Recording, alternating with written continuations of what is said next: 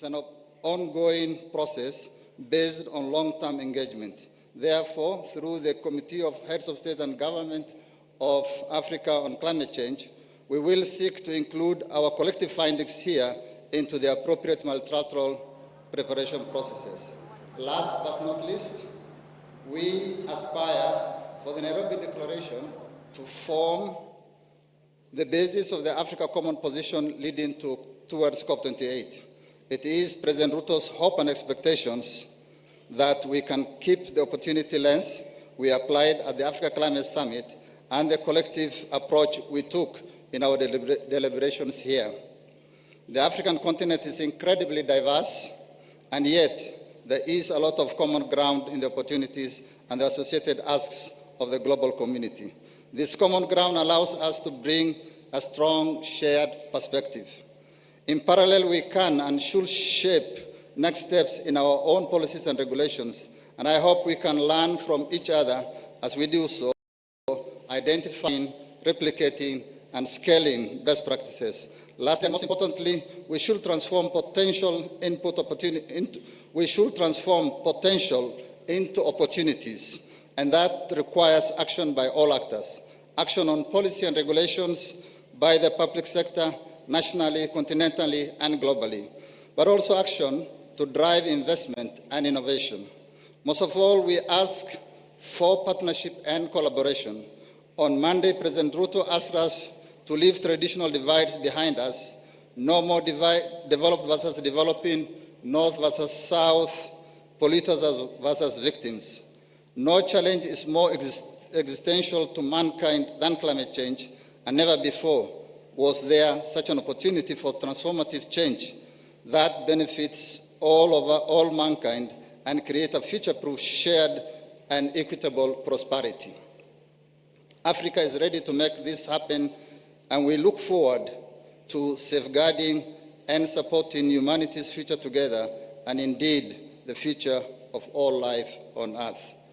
Thank you very much, and we will be coming back soon to present the endorsed and accepted African Climate Change Nairobi Declaration.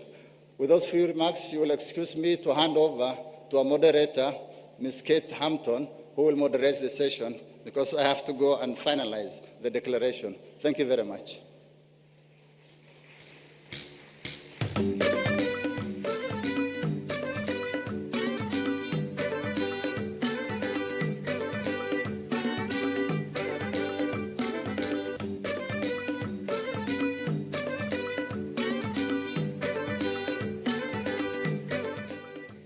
Good morning, everyone. I would like to ask my esteemed speakers to come to the stage so that we can start the next session.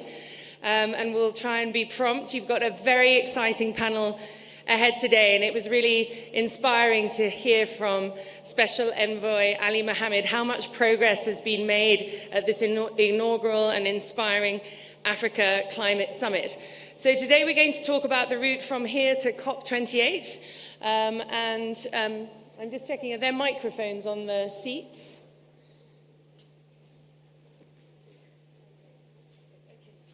Who wants to do podium? Who wants to do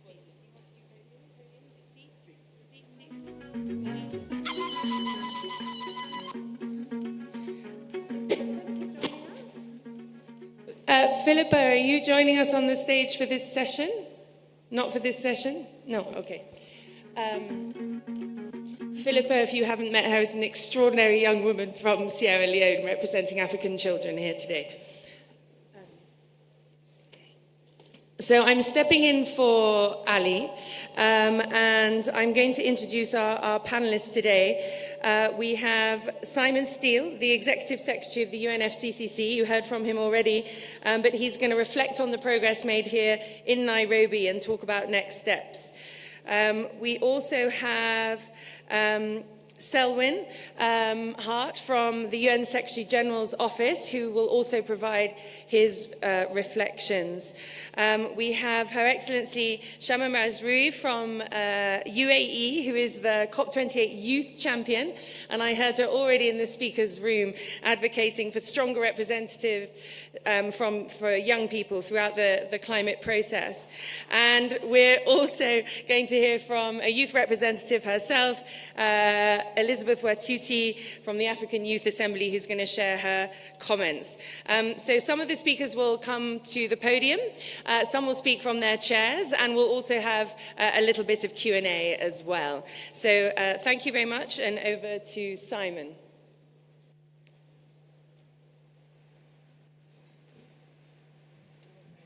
Thank you, Kate. Excellencies, ministers, colleagues, friends, as we conclude the Africa Climate Summit, I want to congratulate you all on the effort to pull together a clear outcome. It is a powerful statement of Africa's climate position, with under just 3 months to go until COP28 in Dubai. Between now and then, we have a packed calendar of events and milestones. The G20 summit this weekend, the UN Secretary General's Climate Ambition Summit, the annual meetings of the IMF and the World Bank in Marrakesh, 3 more regional climate weeks, pre-COP, the list goes on. But each a moment to build momentum and to push for ambitious outcomes at COP28, where we can help turn the outcomes of this summit into a global consensus and, most importantly, into reality. I also want to bring a dash of realism to this conversation. I like seeing you all. I consider you my friends. Lord, I see you in different locations around the world more than I see my own family. But I am concerned. I'm concerned that there is a lot of details we still need to work out. Heading from event to event doesn't leave us with a lot of constructive thinking time we desperately need to work out how to bridge the gaps that still divide us. You have demonstrated your ambition and actions, those happening now and those on the horizon. And you've outlined the support required on finance and technology to get the African continent on track. As a neutral broker and honest facilitator, we at the UNFCCC are here to help you and help you in the support that is required for your efforts. Let us go into COP28 knowing what we need to get out of it.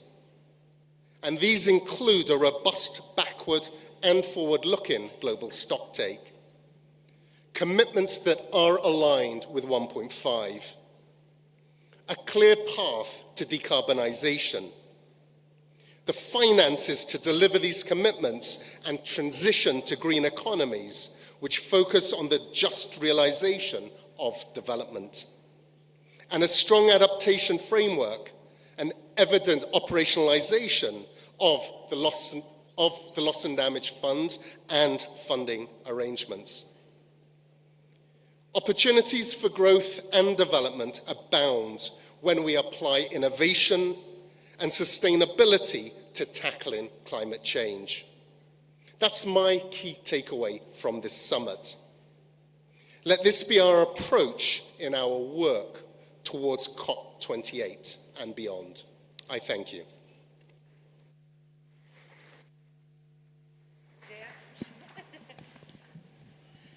Thank you very much, Simon. Yes, that one works. I'm now going to turn to the Minister from UAE. Thank you very much.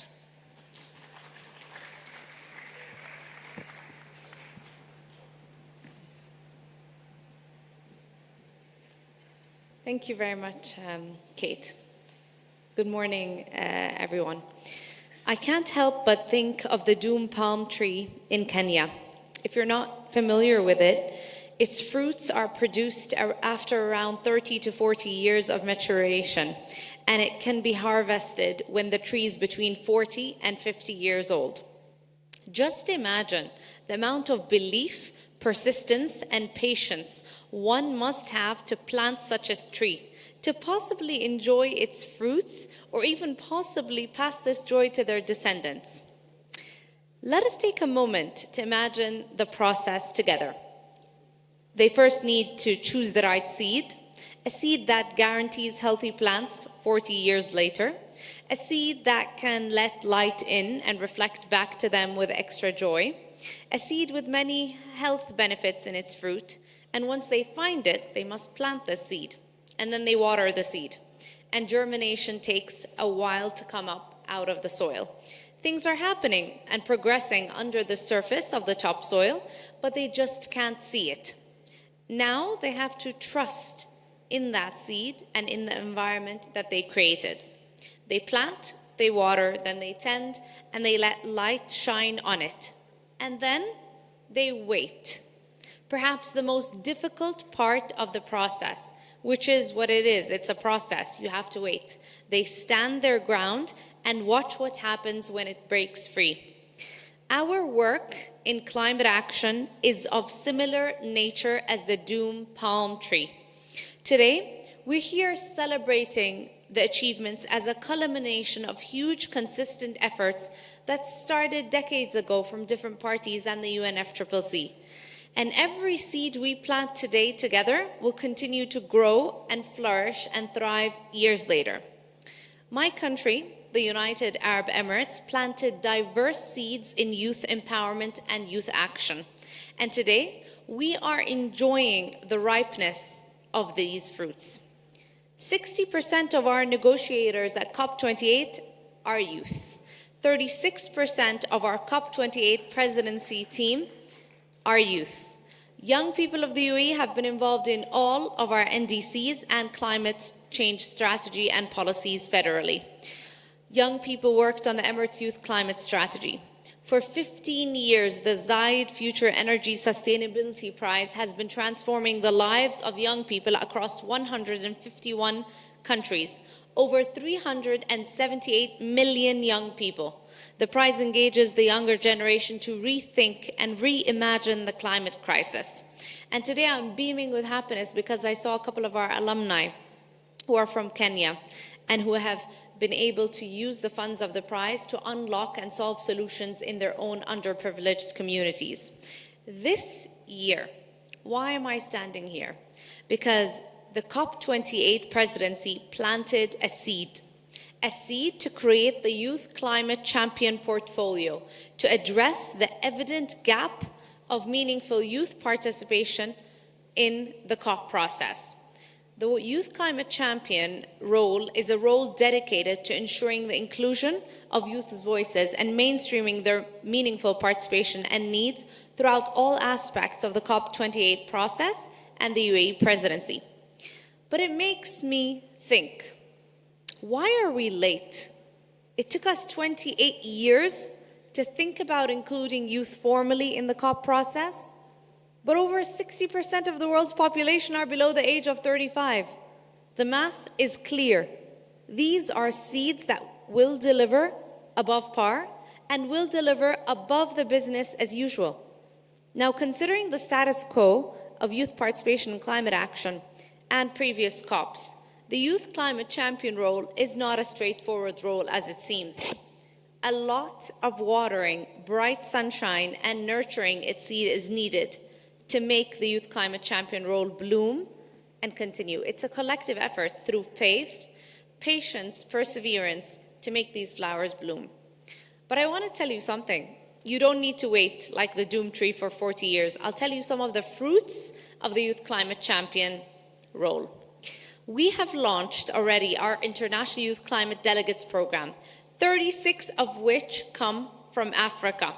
10 are currently attending the Africa Climate Summit. There are 100 youth. It's a one-of-a-kind program to empower these delegates to participate in COP28 and beyond and engage in all processes. Side note, 78% come from SIDS and LDCs, and 72 of these youth have never been to COP before. The Youth Climate Champion partnered with Harvard to provide capacity building for hundreds of youth already. We launched our national delegates program in the UAE. We worked with UNFCCC on education pillars and capacity building as well, and the list goes on. But one of the fascinating things as well is the Youth Climate Champion is working on reforming the Conference of Youth, or what they call COI, policy input process, to feed into the global statement, which will be represented and presented to leaders at COP28. Today, they're finalizing the Nairobi Declaration. One question you should ask, is there anything on youth in that declaration? Have youth been engaged? Is there youth inclusion? At COP28 in Dubai, you will experience a couple of new things. A transformative conference of youth experience for young people, a Youth Climate Champion Pavilion at the first of its kind at the heart of the Blue Zone, catering to young negotiators, ensuring inclusion, and another youth hub in the Green Zone that will welcome youth globally with domestic, regional, and international partners offering programming. But the Doom Palm Tree is not just about the fruit.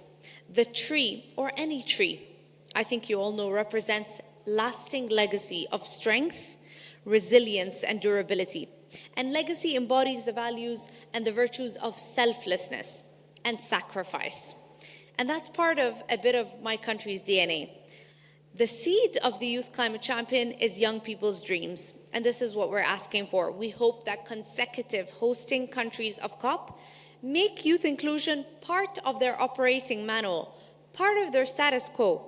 One that is the new normal, that has structures and policies to ensure youth inclusion remains continuous and mainstreamed.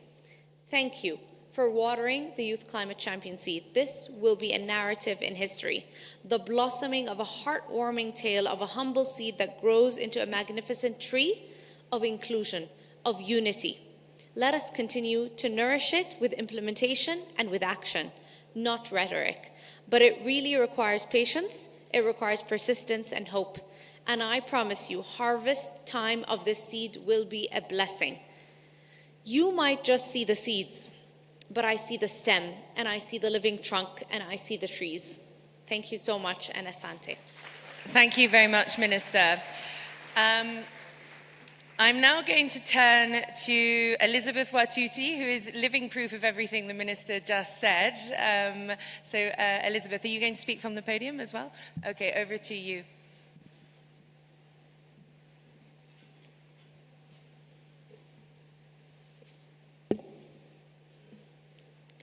Thank you so much. I want to begin by saying that young people are the greatest assets that the African continent has.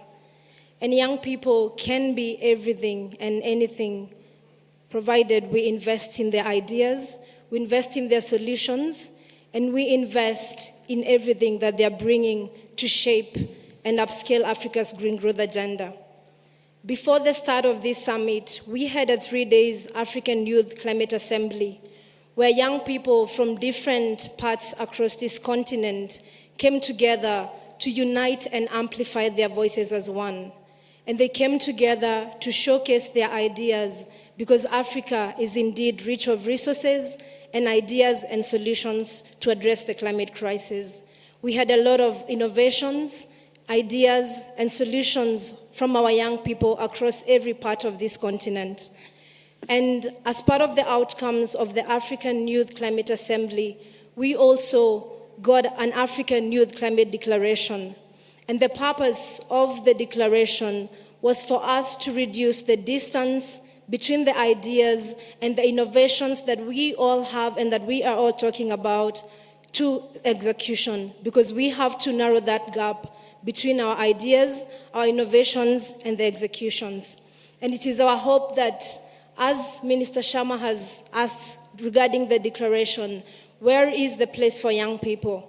And it is our hope that part of the key asks that we have put forward through the Youth Declaration are also going to feature into the Nairobi Declaration. And one of the key asks that young people put forward through this assembly is that we want to be systematically embedded, because this is the time when young people are no longer going to be conference attendees or watching from the sidelines, but they have proven that they are actually solution providers, and they are innovating and bringing ideas that are shaping and changing the face of our continent and driving Africa's green growth agenda.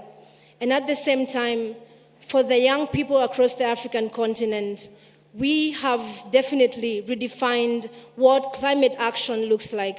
We have redefined how our ideas and the solutions we bring to the table can be able to be part and parcel of the solution. And we cannot balkanize youth under one blanket, because we have to bear in mind that African youths also face many more challenges, but at the same time, African youths are driving solutions at the local level, driving solutions at the regional level, and driving solutions worldwide. And I am here to vouch for African youth to make sure that they have a place and a space at the existing climate and decision-making frameworks. Right now, African youths are now more focused on being the drivers of sustainable change. And we have seen the demonstrations, even from the look at the Expo Center, where a lot of the young people that are exhibiting the solutions they're driving were also part of the African Youth Climate Assembly. Therefore, the policies and the commitments that will be adopted from both our Assembly and the Africa Climate Summit should be implemented at the national, regional, and global levels to meet the collective climate adaptation goals.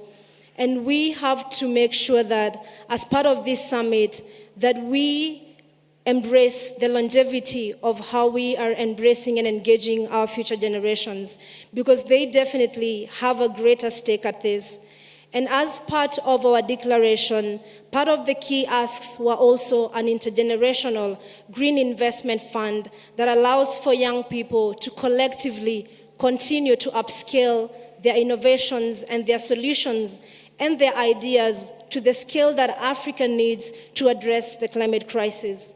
And we hope that as part of the outcomes of this summit, that these solutions we are bringing to the table, that our voices that we have united and amplified are going to be embraced as part of this summit. And to conclude, we all know that when the last tree has been cut down and the last fish has been caught and the last river poisoned, that's the only time we are going to realize that we cannot indeed eat money. And this is a proverb that reminds us of the need to make sure that we are preserving this planet for the generations to come, and that we are making sure that our generations are part and parcel of the decision-making frameworks. Thank you so much. And I would like to, since I have a few copies of the African Youth Climate Declaration, I'd like to request to kindly submit to the COP28 presidencies and also the UNFCCC, since these are the outcomes that we're driving through to COP28 and also to UNGA, because we have an entire roadmap that ensures that it's not just about being in the conferences, but it's about the actions that we take out there and on the ground. Thank you all so much. Thank you very much. And you're handing over your declaration to Simon and the Minister. Do you have a spare copy for Selwyn as well? Excellent. To get to the highest reaches of the UN. We have a wonderful late addition to our panel. I'm really pleased to introduce Priscilla Akachakpa from the Women's Environment Programme. Over to you. Thank you very much.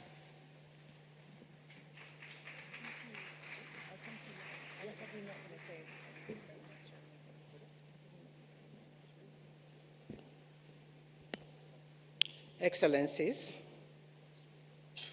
I stand here on behalf of the many African women and girls who are custodians of the land, nurturers of life, keepers of our communities, and keepers of knowledge, and wishes to inform this audience that we had a pre-summit to affirm our collective and steadfast commitment to protecting our continent, our countries, our communities, and our planet from the devastating effects of the climate crisis. I am here to demonstrate that the leadership of African women and to assert our presence in decision-making processes. We refuse to be constrained by colonial borders, and I'm here to declare and embrace Pan-Africanism values. We are profoundly worried about the loss of forests and communities in Congo, the conflicts in West Africa, sub-region, and the dreadful conditions of women and children in camps as a result of extreme weather events in Mozambique, Malawi, Kenya, and Nigeria, among others. We invoke the Ubuntu philosophy, and in my language, Ayatutuko no Kase, to remind ourselves and our leaders that the climate catastrophe and its interconnected challenges necessitate unity and solidarity. We stand together in our different identities, representing women from the hills and the mountains to the savannah and islands, women from agricultural to pastoral communities, women from government to civil society and academics, and women of all ages and differing abilities. On this day, we convey a clear and resounding message to African nations, the African Union, and their linked institutions. The voices of African women should never be an afterthought. We refuse to be tokenized, used to garnish panels, or used to meet inclusiveness at quotas, because African women make up the majority of the population on this continent. Climate depends thoughts, decisions, and actions must be led by us, for us, and with us, rather than dedicated by businesses or so-called developed imperialist partners and their agencies. It is intolerable for African women's voices and agendas to be excluded and marginalized on their own soil by our own institutions. We gathered on the outskirts of this meeting to express our concerns and hold the global north and climate polluters accountable. African women are keeping a careful eye on them. Their only role in this summit should be to agree to carry out their responsibilities, providing their due share of grant funding, and abstaining from supporting damaging market-based schemes in the name of climate solutions. The struggles of young women in island communities, women-scale farmers dealing with unpredictable weather patterns, women living with disabilities in the face of climate emergencies, and women living in urban communities are stark reminders of the impacts, losses, and damages that have been experienced on this continent. The voices of these communities must be central to the agenda of this climate summit. Importantly, we are here to claim and own our complex realities for those who believe that African women are helpless, victims waiting to be served. Yes, we're among the most affected by the climate issue, but we are also the architects of genuine, long-term, and gender-just climate solutions.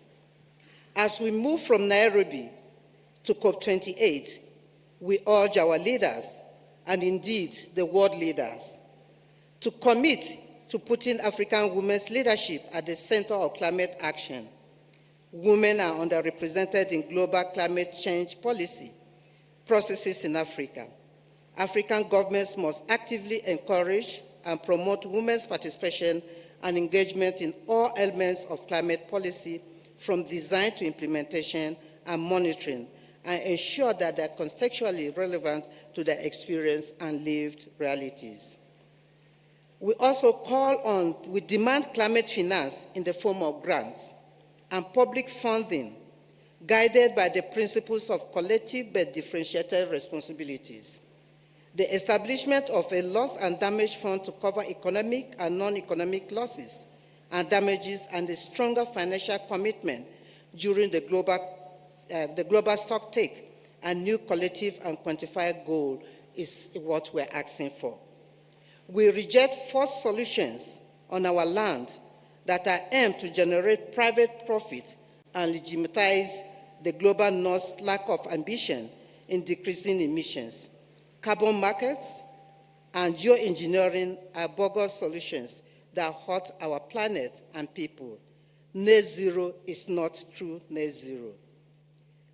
We call them to commit on delivering on the 2003 Maputo Declaration by allocating at least 10% of African countries' national budget to domestic agricultural financing.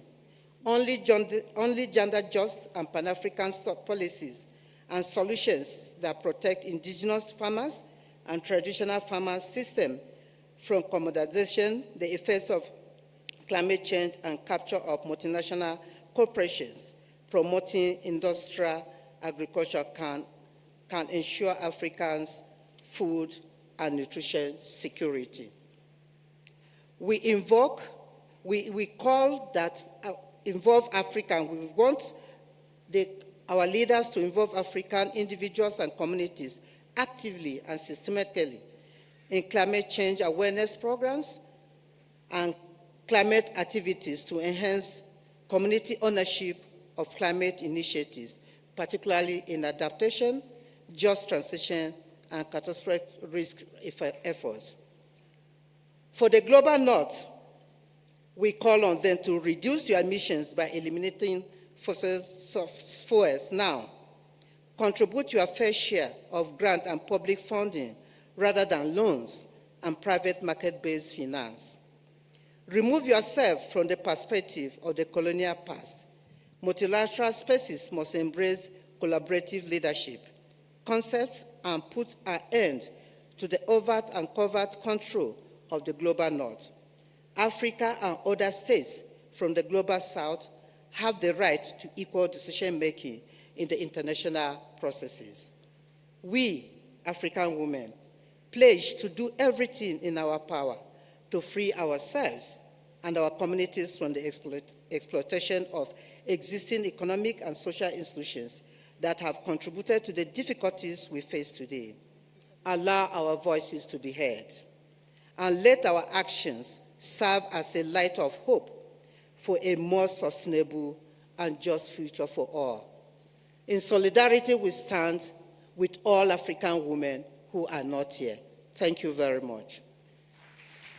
Thank you very much, Priscilla. And just for the audience, we won't have time for a discussion, but we will keep going for a few more minutes because I think it's crucial also to hear from my good friend Selwyn, who's going to tell us what's going to happen at the UN General Assembly and the Climate Action Summit on the way to COP. Thank you, Selwyn. Over to you.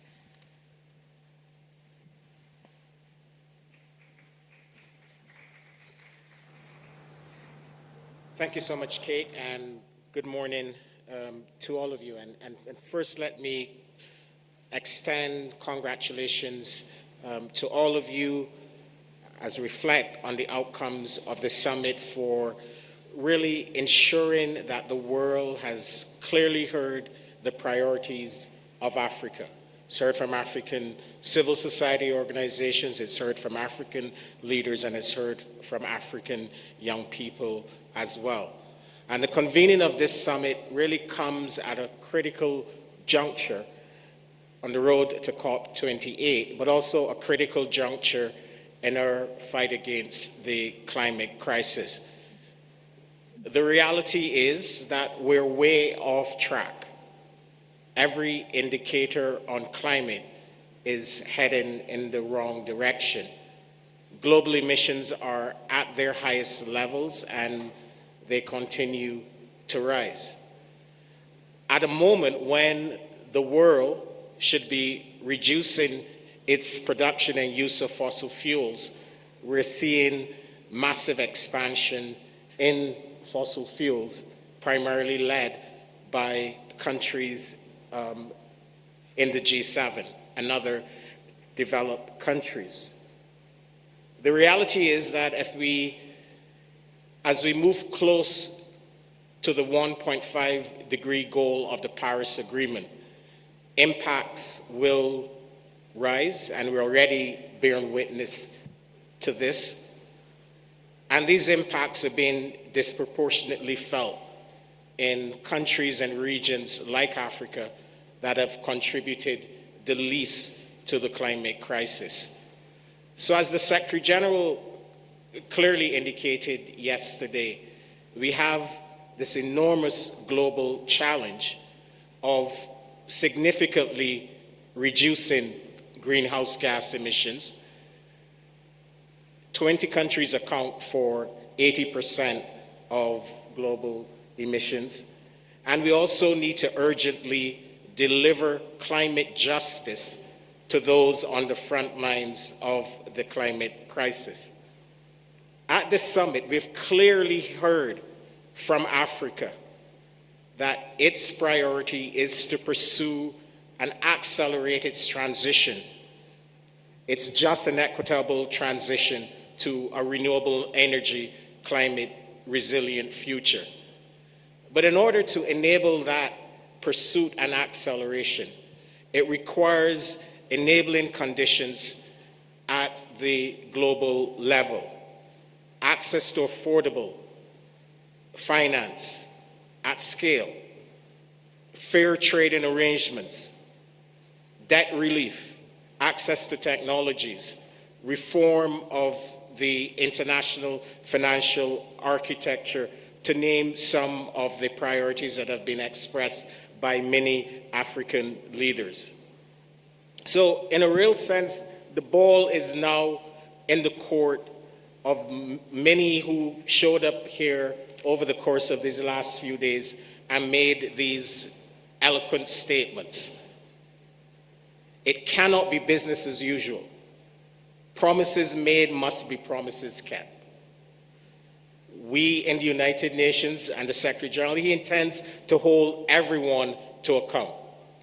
And this is the premise for his Climate Ambition Summit on the 20th of September. He has invited all countries to participate. All countries have been invited to participate. But there is a price of entry. In his invitation to leaders, he has clearly defined, as he did yesterday, what he expects leaders to deliver. He expects the developed countries to honor their commitments on finance. He expects them to contribute to the replenishment of the Green Climate Fund. He expects all major economies, as he said yesterday, to fast forward their net zero commitments, to clearly identify how they intend to phase out fossil fuels and how they intend to deliver climate justice to those on the front lines of the climate crisis. He's established a deadline of September 7th, the next few days, for leaders and countries to respond to his letter of invitation. He's also extended an open invitation to the private sector and to financial institutions and to cities and regions. He's asked them to produce credible transition plans with interim targets, transition plans with targets that are aligned with the 1.5 degree goal of the Paris Agreement, targets that don't involve greenwashing, targets with fossil fuel phase-out plans, and as well as commitments to support a just and equitable transition. Those that have made or are able to meet this bar of entry will gain access to participate in the Secretary General's Climate Ambition Summit. And finally, I want to assure all of you that the voices of Africa, African leaders, African civil society, African young people will be heard at the Secretary General's Climate Ambition Summit. The priorities of Africa, President Ruto has been invited, and I was just discussing with Elizabeth, of course, you are invited to the Secretary General's Climate Ambition Summit to really provide and ensure that the voices of African young people are heard at this important global gathering. So, as we reflect on this moment, as we reflect on this summit, it is absolutely clear that there's a lot of unfinished business. Africa has spoken, the world has listened, but now the world needs to act to deliver on Africa's priorities. I thank you. Thank you, Selwyn, and thank you for that commitment to ensure that African voices are heard at the Climate Ambition Summit. Priscilla is already on the case for African women as well. So looking forward to seeing those of you that can make it in New York. You'll be happy to hear I'm not going to make a speech. I'm just going to make a couple of wrap-up comments. I just want to highlight one thing that Selwyn spoke about, which is transition plans. And for those of you that aren't familiar with the language, transition plans are about what you commit to do today in order to change what you were going to do over the next 5 years. We have very little time to halve global emissions, and indeed, as the speakers have said, the responsibility sits with the biggest polluters. But all of us need to think about commitments we can make today to change the trajectory over the next 5 years. And the COP28 will be about the global stock take, and the action track and the negotiations should come together. And I just want to echo something, because he's in the audience. Mo Ibrahim talked yesterday about the importance of governance. And we need fair, transparent, and fit-for-purpose governance at every level of implementation of the green transition. We need a whole-of-society mobilization, as we have heard from the speakers. Climate change is no longer a small issue on the menu of environmentalists and ministries of environment. It requires heads of state, ministers of finance, CEOs, village leaders, religious leaders, a whole of society mobilization to drive the ambition that we need. And I'm very much hoping that here today at the Africa Climate Summit, the African Union Declaration is going to provide a new standard in that whole of society mobilization for transition. So I would like you to give a round of applause to our speakers, and you'll be hearing more from them, I'm sure, over the coming months. And we're very much looking forward to handing back to the Kenyan government to share with us what has been achieved over the last few days. So thank you very much to our speakers, greatly appreciated. Thank you.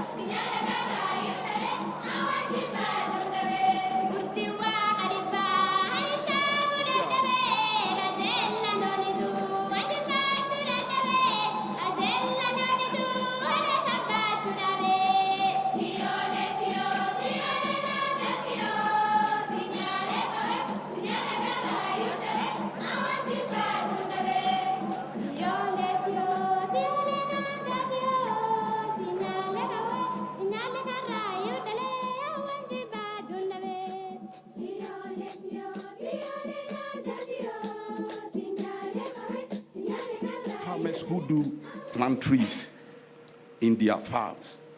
Everywhere where we are farming, especially.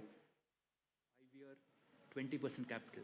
They grew on a 40-year, 30-year, 2% capital. Highly subsidized. Highly subsidized, right? We forget that.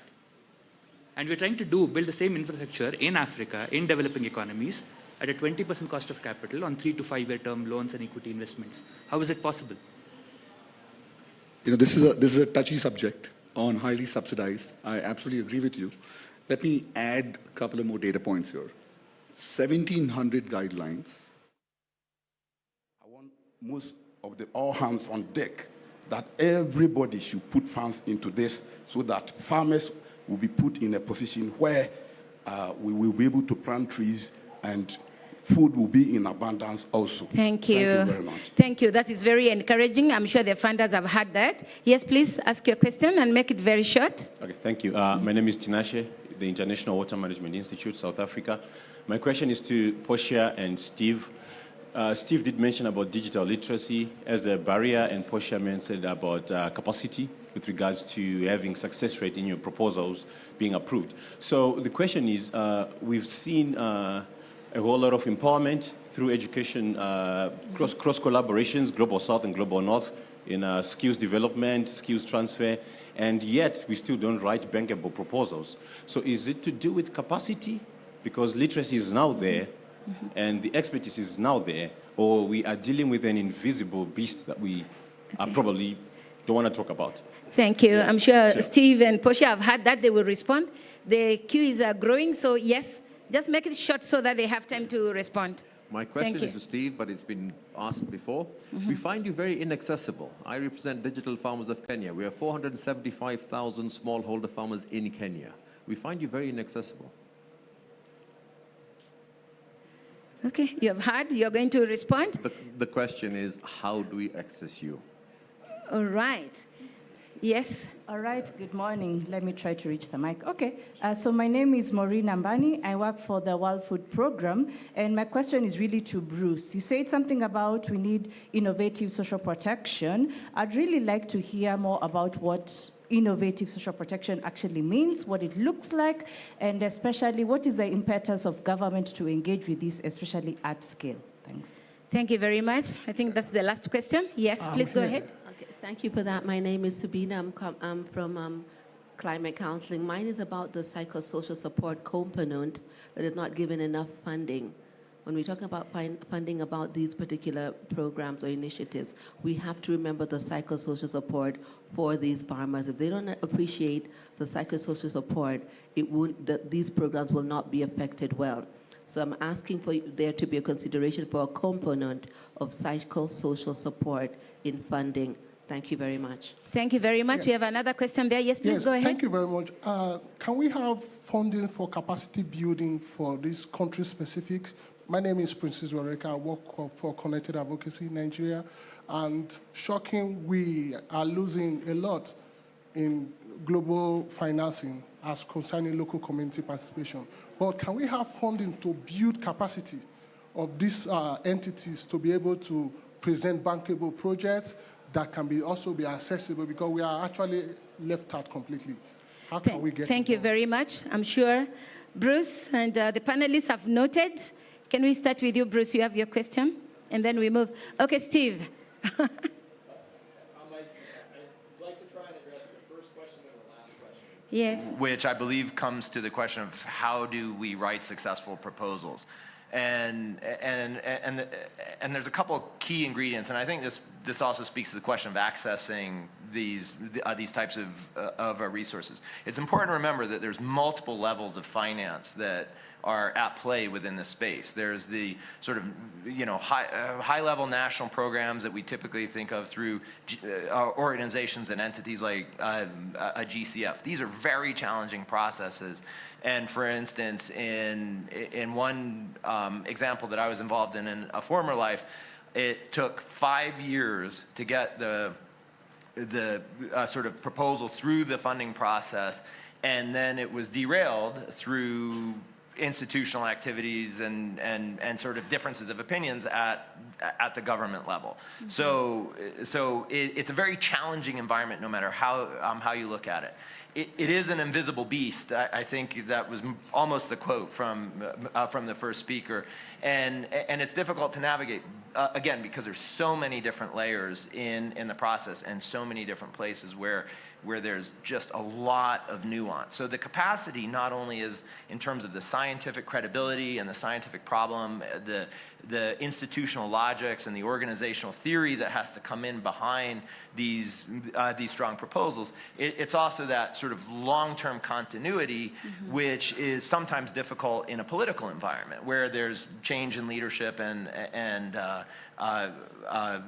these sorts of things happening on a cycle that's oftentimes less than the proposal development cycle. So things that we can look to is how might we shorten the proposal cycle so they fit better into the political cycle. In terms of access to these different types of funding opportunities at the somewhat lower level, the one thing I might add is it's important to collaborate with the key national organizations and understand that most of the financing is demand driven. And so if your demand can be articulated in an effective way via key entities at the national scale, key NGOs, key national agencies, that's one way to really become more adjacent to the funding processes. And we do a lot of investment in trying to increase equitable leadership and increase the voices of people on the continent in order to better articulate that demand and engage accordingly. Thank you, Steve. Yeah, Portia, I know you have and keep it short. We almost time back. Yeah, I think Steve has really said it all. But I think one thing too, so it's either collaboration or we improve on leadership and transparency. But then collaboration, I think that is why we have the Global Climate Fund project in Africa. That came in more or less with the internally accredited entities, having that indirect access. So it is for us to kind of learn and build our capacity and skills. It's a very demanding process, and so the collaboration needs, and the learning from it needs, so it's not like an inherent something that is happening, but we still need to improve, because it's really demanding, we need to improve on the skills and the capacity collaboration, more transparent, and then I think we, in addition to some of the points raised by Steve, should really push us forward. Thank you. Thank you. Thank you, Roa. Thank you so much. There was one question about how do we access you. I think it has to do with how do we access climate finance, so especially for smallholder farmers. Currently, the Green Climate Fund, the Adaptation Fund are the major funders who provide direct access, direct climate finance to locally led adaptation projects. So it's really good to look into these websites to really see the eligibility criteria and how to really get this access. Thank you. Thank you. So we will have Bruce, please do a wrap up. Yeah, I gave them all the chance to talk so that I didn't have to answer your question. You can answer it now. But so I'm not a social protection specialist. But for example, we're deep engaged in Malawi at the moment, and the kind of thought is that giving even the poorest of the poor inorganic fertilizer is a great idea, where actually it's not a great idea. That social protection, using that same money that would go to inorganic fertilizer to use it for proper social protection programs would be much better. And I'm sure you know that, for example, the Ethiopian Productive Social Safety Net program probably, where it was paying, first of all, targeting, finding the right people to give the program, and then targeting them in terms of they paid for X, Y, and Z. And it seems really successful in that farmers progressed in terms of their livestock holdings, their agricultural holdings, but even more important, landscapes changed and were better for farming communities, to the point where even greenhouse gas emissions from the landscape had been, there'd been soil carbon sequestration, for example. So that's a great example, but there's many different pieces to the social protection. I was just asked to give a wrap up. So I think the one thing that's really important is that these things are so tied together. So for example, I said the international climate finance is small, and I don't believe it's going to get that much bigger, but it's super important to use it very strategically. And one of the ways of using it strategically is to crowd in, to make sure it crowds in private sector funding so that there's blended finance, because there's so much money in the food sector. So how do we crowd that into achieving adaptation, reduced vulnerability, and poverty alleviation? And then just to say, what are the next steps? So I work for a small organization called ClimeEat. I was a scientist. I'm still a scientist, perhaps, but I don't do science anymore. We really believe in brokering action on the ground. And so what we will do is we'll take these 7 priorities and actually develop game-changing solutions in different places. And I just want to give you the Malawian example. We've taken the repurposing public policy piece, and we're trying to turn an inorganic subsidy program into a payment for soil health program, where farmers actually benefit much more than they would from the inorganic fertilizer program. So that's the next step, is really to take some of these things and get them really game-changing things happening. Because if we don't get game-changing things happening, the future is pretty bleak for our children. Thanks very much. Yeah. Thank you. Thank you. Audience, we just want to thank you very, very much. I'm sure we have all learned a lot. And our speaker, our key panelists, they are available. Please grab them and get to seize the opportunity. May I please ask all of us to give them an applause for a good job? Thank you. I just want to thank you, our distinguished audience, our speaker, our key panelists, and the conveners of the Africa Climate Summit. This has been a great opportunity. We are learning a lot, and we are still going to learn a lot. As your moderator, I've been very excited to moderate this session. I've also learned alongside as you were. So I want to thank you, and now we bring this session to a close. Thank you very much.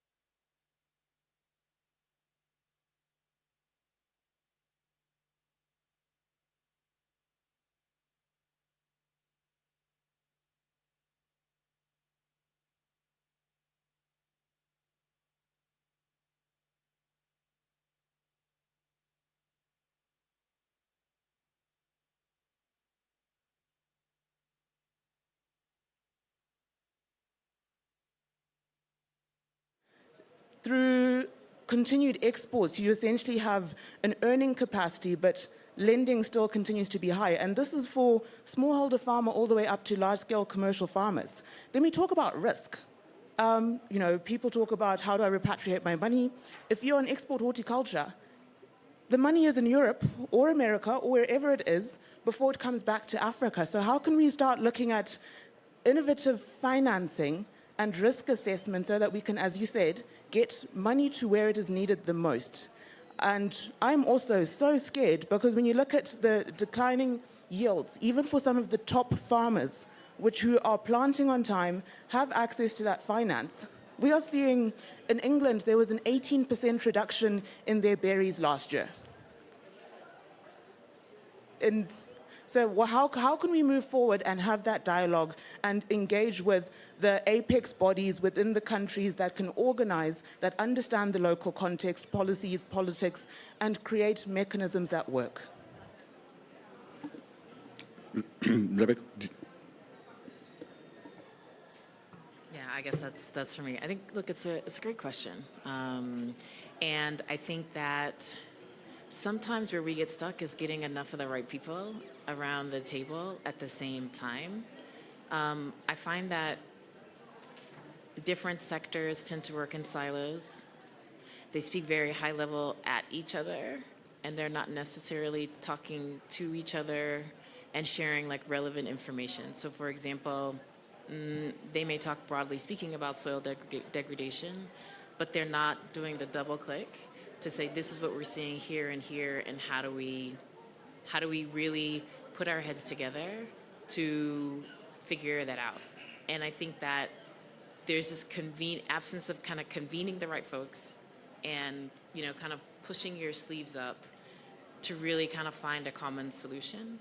When I think about who I'm in the room with, a lot of times it's people that that are also investors, or that we do spend a lot of time talking to farmers, but I don't know that we don't have a convening body that pulls the right people together under the right mandate.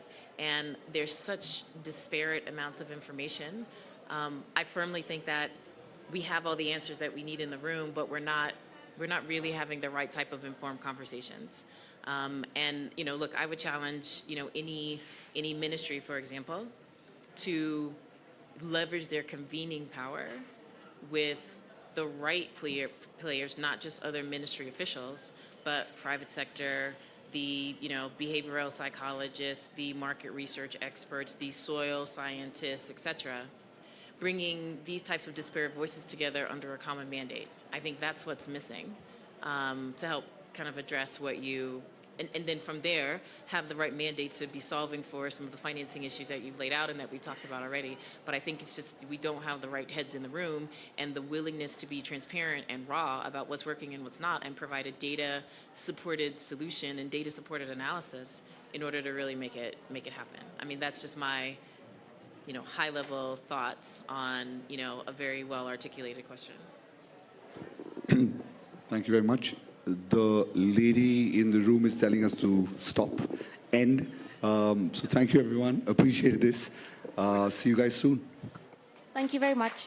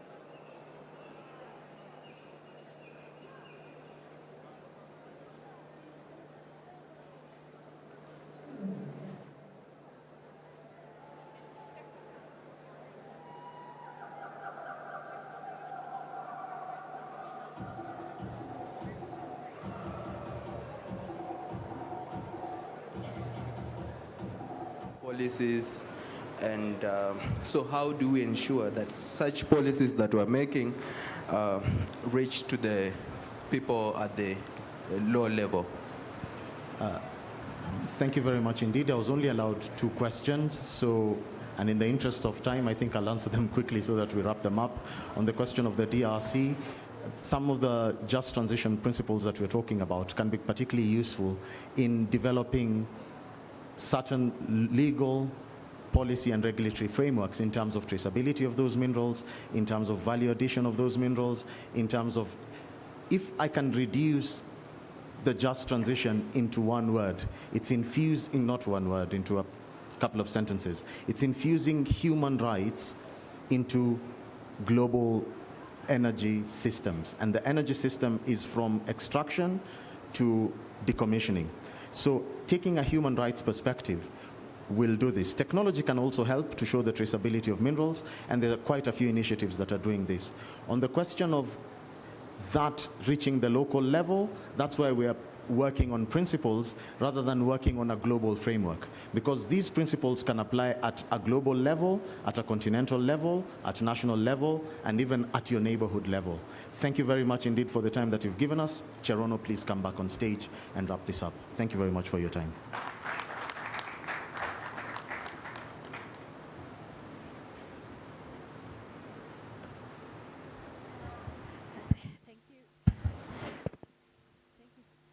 Thank you so much. Thank you to all the participants for this session. A big thank you to our speakers. A round of applause for them, please. So if I could just distill this into a couple of sentences again, I think what we are saying as the Just Transition Platform is that our approach to a just and equitable transition is that we need to put people at the center of systems energy transition. So a people-centered energy transition is the best safeguard for ensuring that we will have a just and equitable transition. So one of the proposals that we will hopefully try to make, Kenya recently joined the International Energy Agency, the IEA, as an associate member. So we hope that as Kenya, joins the IEA, it will be a champion for a people-centered energy transition that really puts people at the center of systems energy transition and leaves no one behind. So thank you very much, and thanks for the patience for the people who are coming in after us, and have a good day. Thank you. Let's just have a photo here. We're going to have a panel.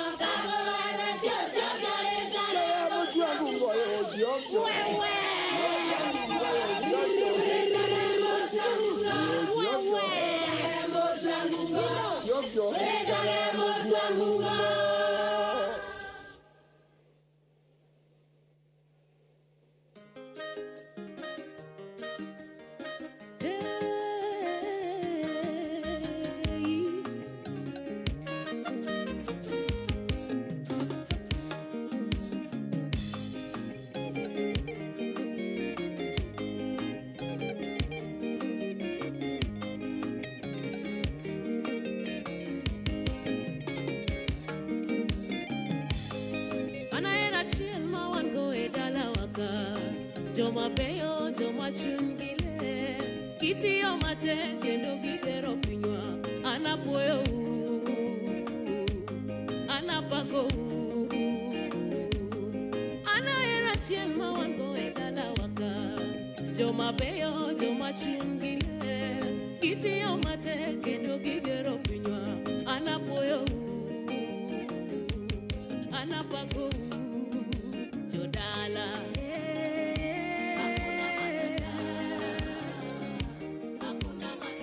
Naipenda Kenya yangu. Hakuna matata. Hakuna matata.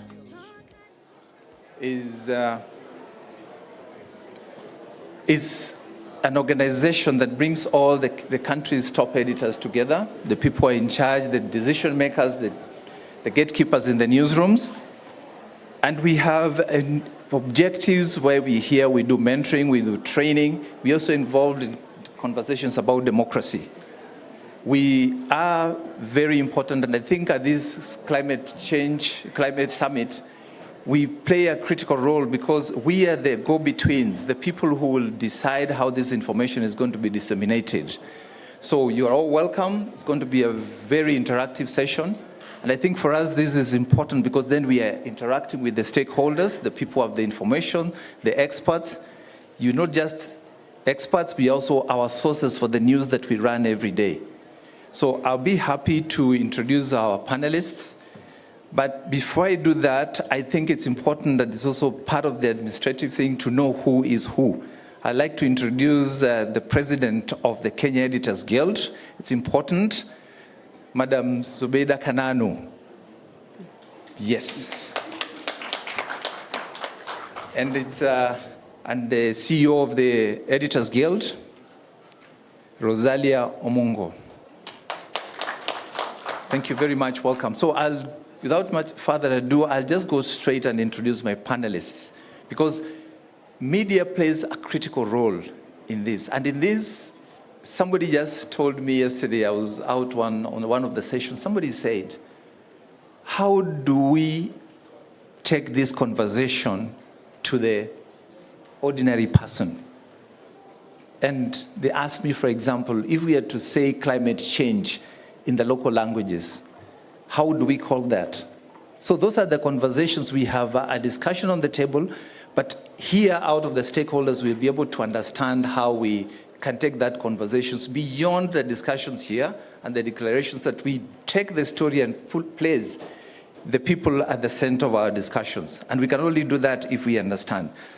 So I'm going to introduce my panelists, and then we can begin the conversation. And it will be a very open session. Journalists are used to taking questions and asking questions. Ask them the questions this time. Thank you. So on the extreme, I'll start from the extreme right. That is Ochieng, Mr. Ochieng. I'm Benson Ochieng. I'm an environmental law and policy expert. I'm executive director of the Institute for Law and Environmental Governance and a partner at Ochieng Advocates. Good to be here.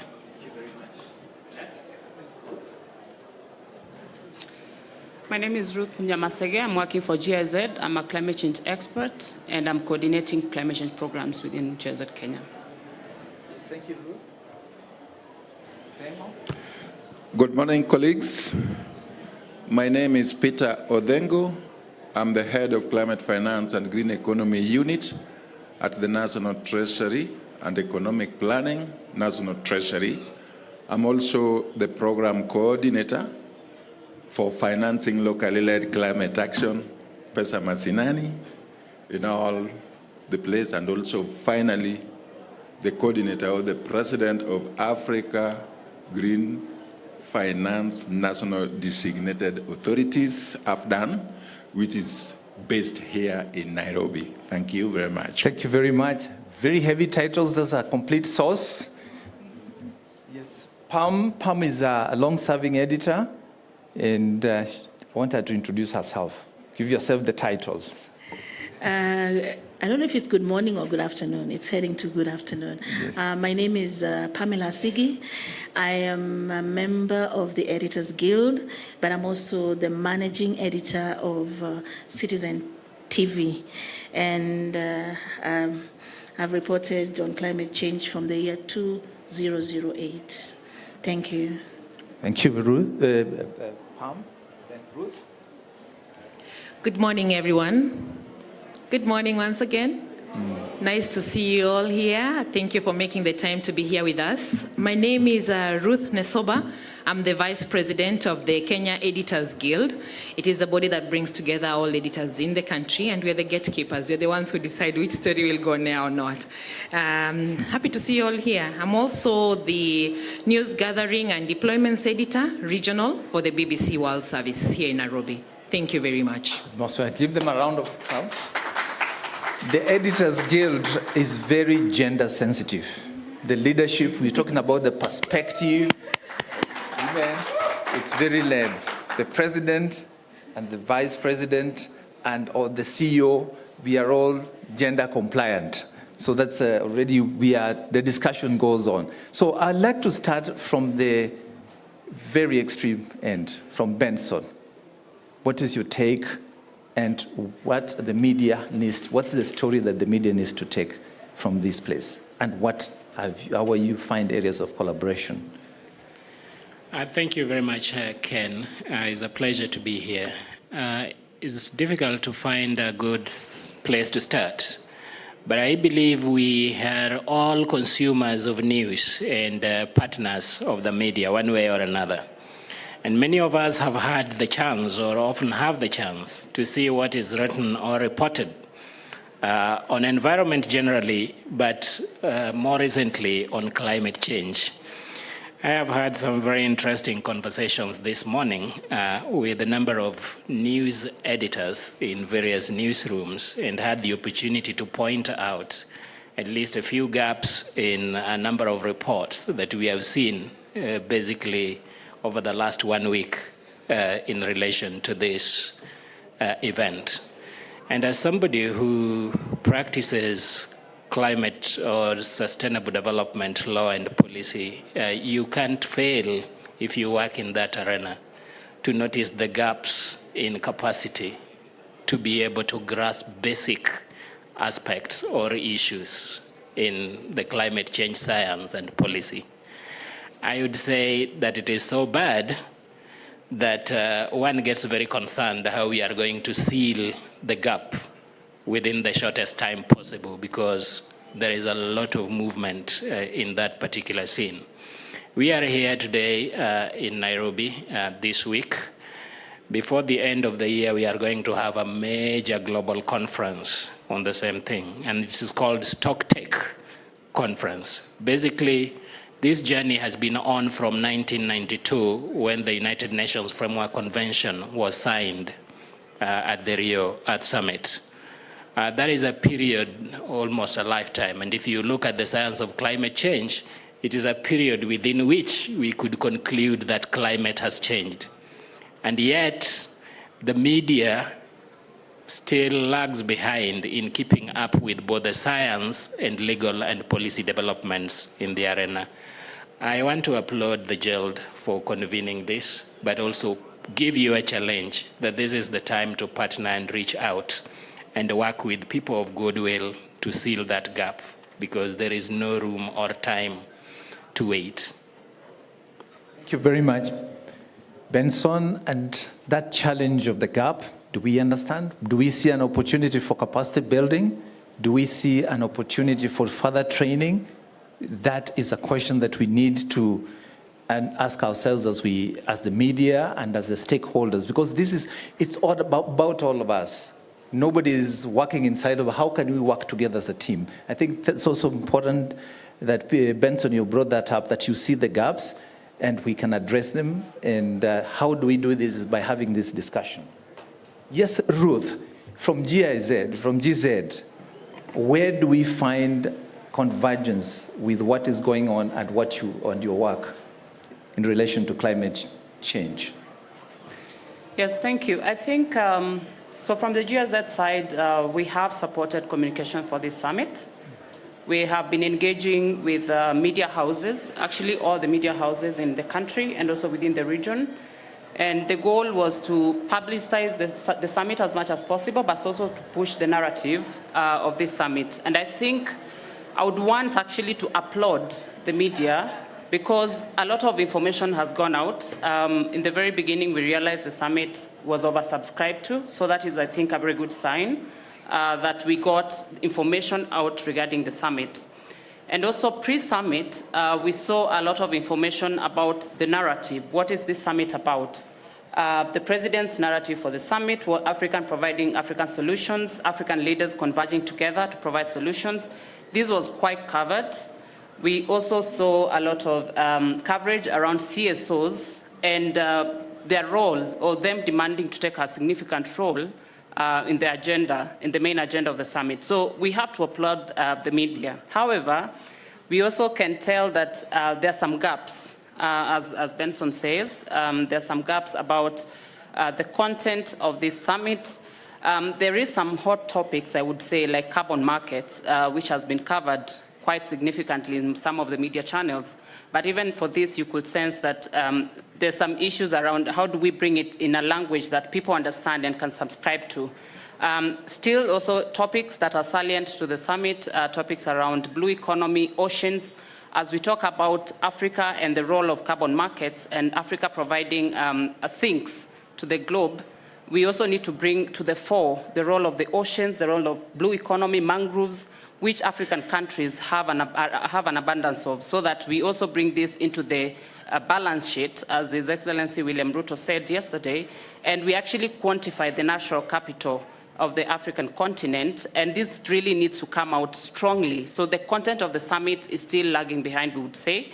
Also going towards COP28, as Benson has said, we expect a lot of media coverage on the Nairobi Declaration. What does it mean? What do the commitments? We saw a lot of deal room commitments, which also have not been significantly covered in the media. Who has committed to what? The media has a role of being a gateway and also of providing the balances and the checks.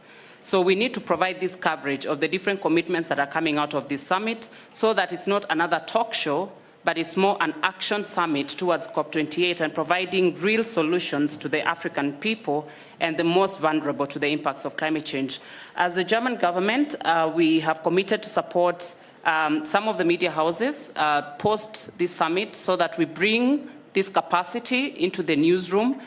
We provide expertise, opinion, so that this narrative beyond the summit and the declaration that will be read out today can provide input into what the COP28 African position would be, and also strengthen the media capacity beyond the summit and also COP28. Thank you.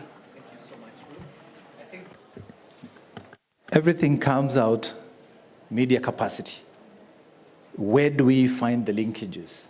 And the pledge that you want to help is very welcome. Thank you so much, Ruth. And I think it's important because at the center of this conversation, there is the human being, the person who is affected. How do we tap into the opportunities as opposed to writing the story that we are used, getting the story that tells you a quick story that will get you the negative story. What opportunities that we see in this? Thank you so much, Ruth.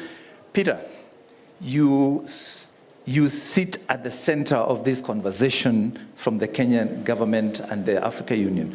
Do you think the media has been able to capture this? And to what extent have you also involved the media in a way that to see the urgency of the moment? Thank you, Peter. Great. My answers are short, sharp, and focused. Why? The media has always sent a narrative that politics is more important than life. And if there could be a politician here, the hall would be full. Look, climate change is a life-threatening thing. But because the narrative has been given that you have to be a politician by none other than the media, then you can be listened to. But when an opportunity comes like this, and when my grandmother, who is in the village somewhere in Wajir, being heavily affected by the impact of climate change, which is the warming of the earth, and now everywhere in this country is war. Nobody is telling my grandmother in a plain, simple language that because of the heat, she needs to change her lifestyle, because there is not enough water, there is not enough food, there is no samaki that I used to eat millions of years ago, no milk mursi. But we say we are strong in politics. Wrong message. 2, capacity is not given. Capacity is built, capacity is required. The media has never required to build its capacity in the alternative emerging key issues. Look at the analysis. It's just 20 years ago. Today, we are so high, the narrative has already changed. When you look at the opportunity, and I sit at the center of the climate, in 2017, having seen that there was a very significant gap in terms of reporting climate change and environmental challenges, when I was then in the office of the Prime Minister, I dedicated significant resources, money, to train the Editors Guild, and none attended my meeting. That one was the beginning of the problem. What did they do? They sent very young interns to come and listen to me. Today, if they listen to me then, what Benson and Moraa is talking about should have not been there, because they say, oh, these are nothing. We did not stop there, because we had an idea that you need resources to build your capacity. In 2017, because I sit also in the Green Climate Fund as the national designated authority which gives in this money, when we were now making the readiness support of $3 million, the only people I thought and I think about and put for you $300,000 US to train you in collaboration with FAO. What did I get? You can guess. The misreporting, because there was no seriousness in picking that training. Today, we are here again. When you listen to carbon trading and analysis, what is being talked about, and carbon credit and carbon trading is not new anyway. These are the things we started in 1997. And you look at the narrative as if it is now, it came the other day. Wrong messaging. Finally, misidentification of simple things which bring change on the papers, on the TV, on the radios is really, really a serious thing. Here, we not even launch, we had a real cash check of 7.3 billion going to all countries. Real cash. In fact, when my president talked, we said that because there are hot air around in these things, we could even go to central bank and get a cash because it's ready-made. How was it reported? A small thing in the corner somewhere. Yet, the Editors Guild are here and living in this country. The CEO who tracked me, I know you are in a village. That money is going to the village, in the ward, in scale. Nobody picked it up. But we have an opportunity, sir. We are here for you. There is an opportunity. Partnership is available. Resources is available. We will partner. We take the challenge. We take the challenge. And resources available, partnerships available. The ball is in our court. It's something for us to reflect on, that the opportunities that we have seen. And something that is just raised, that are we chasing the quick story and failing to go for the real story? Where is the disconnect? What is it? Is it about our training? Is it about who do we speak to? Do we know our audience? Pam, sitting and listening to Benson, to Ruth, and Peter, as an editor, a person at the center of taking sure, making sure, picking the information, assigning, and at the end of the day, aggregating the content and disseminating it. What is your take? Do you think we have missed something in the course of this conversation as the media? Are we touching base, or we are doing our own things? Good afternoon still. I think I'll just go back to the year 2008 when I first started reporting on climate change, and I can actually count with my fingers how many of us then were reporting. And even then, trying to just put even that story on air was a big problem. And I think at the time, in 2008, climate change was a distance. I mean, we could not relate it with what was happening, because I think we were reporting climate change with the effects of coal mining in Poland, with the Maldives that were about to just sink. And I remember we even covered a small cabinet session that went on under the sea in the Maldives. So the climate change in the beginning, I think we could not relate with it.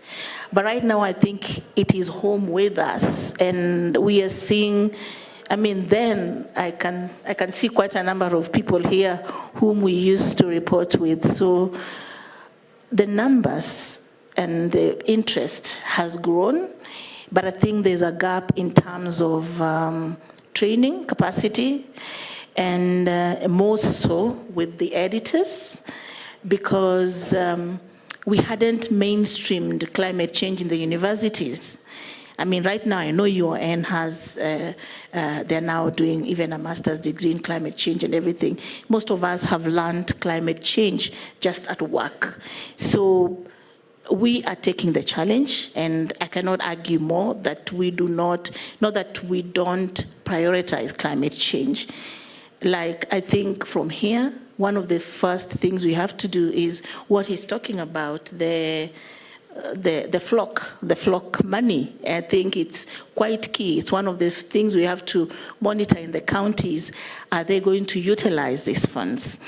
And I think every now and then, and maybe, I don't know if to fault governments,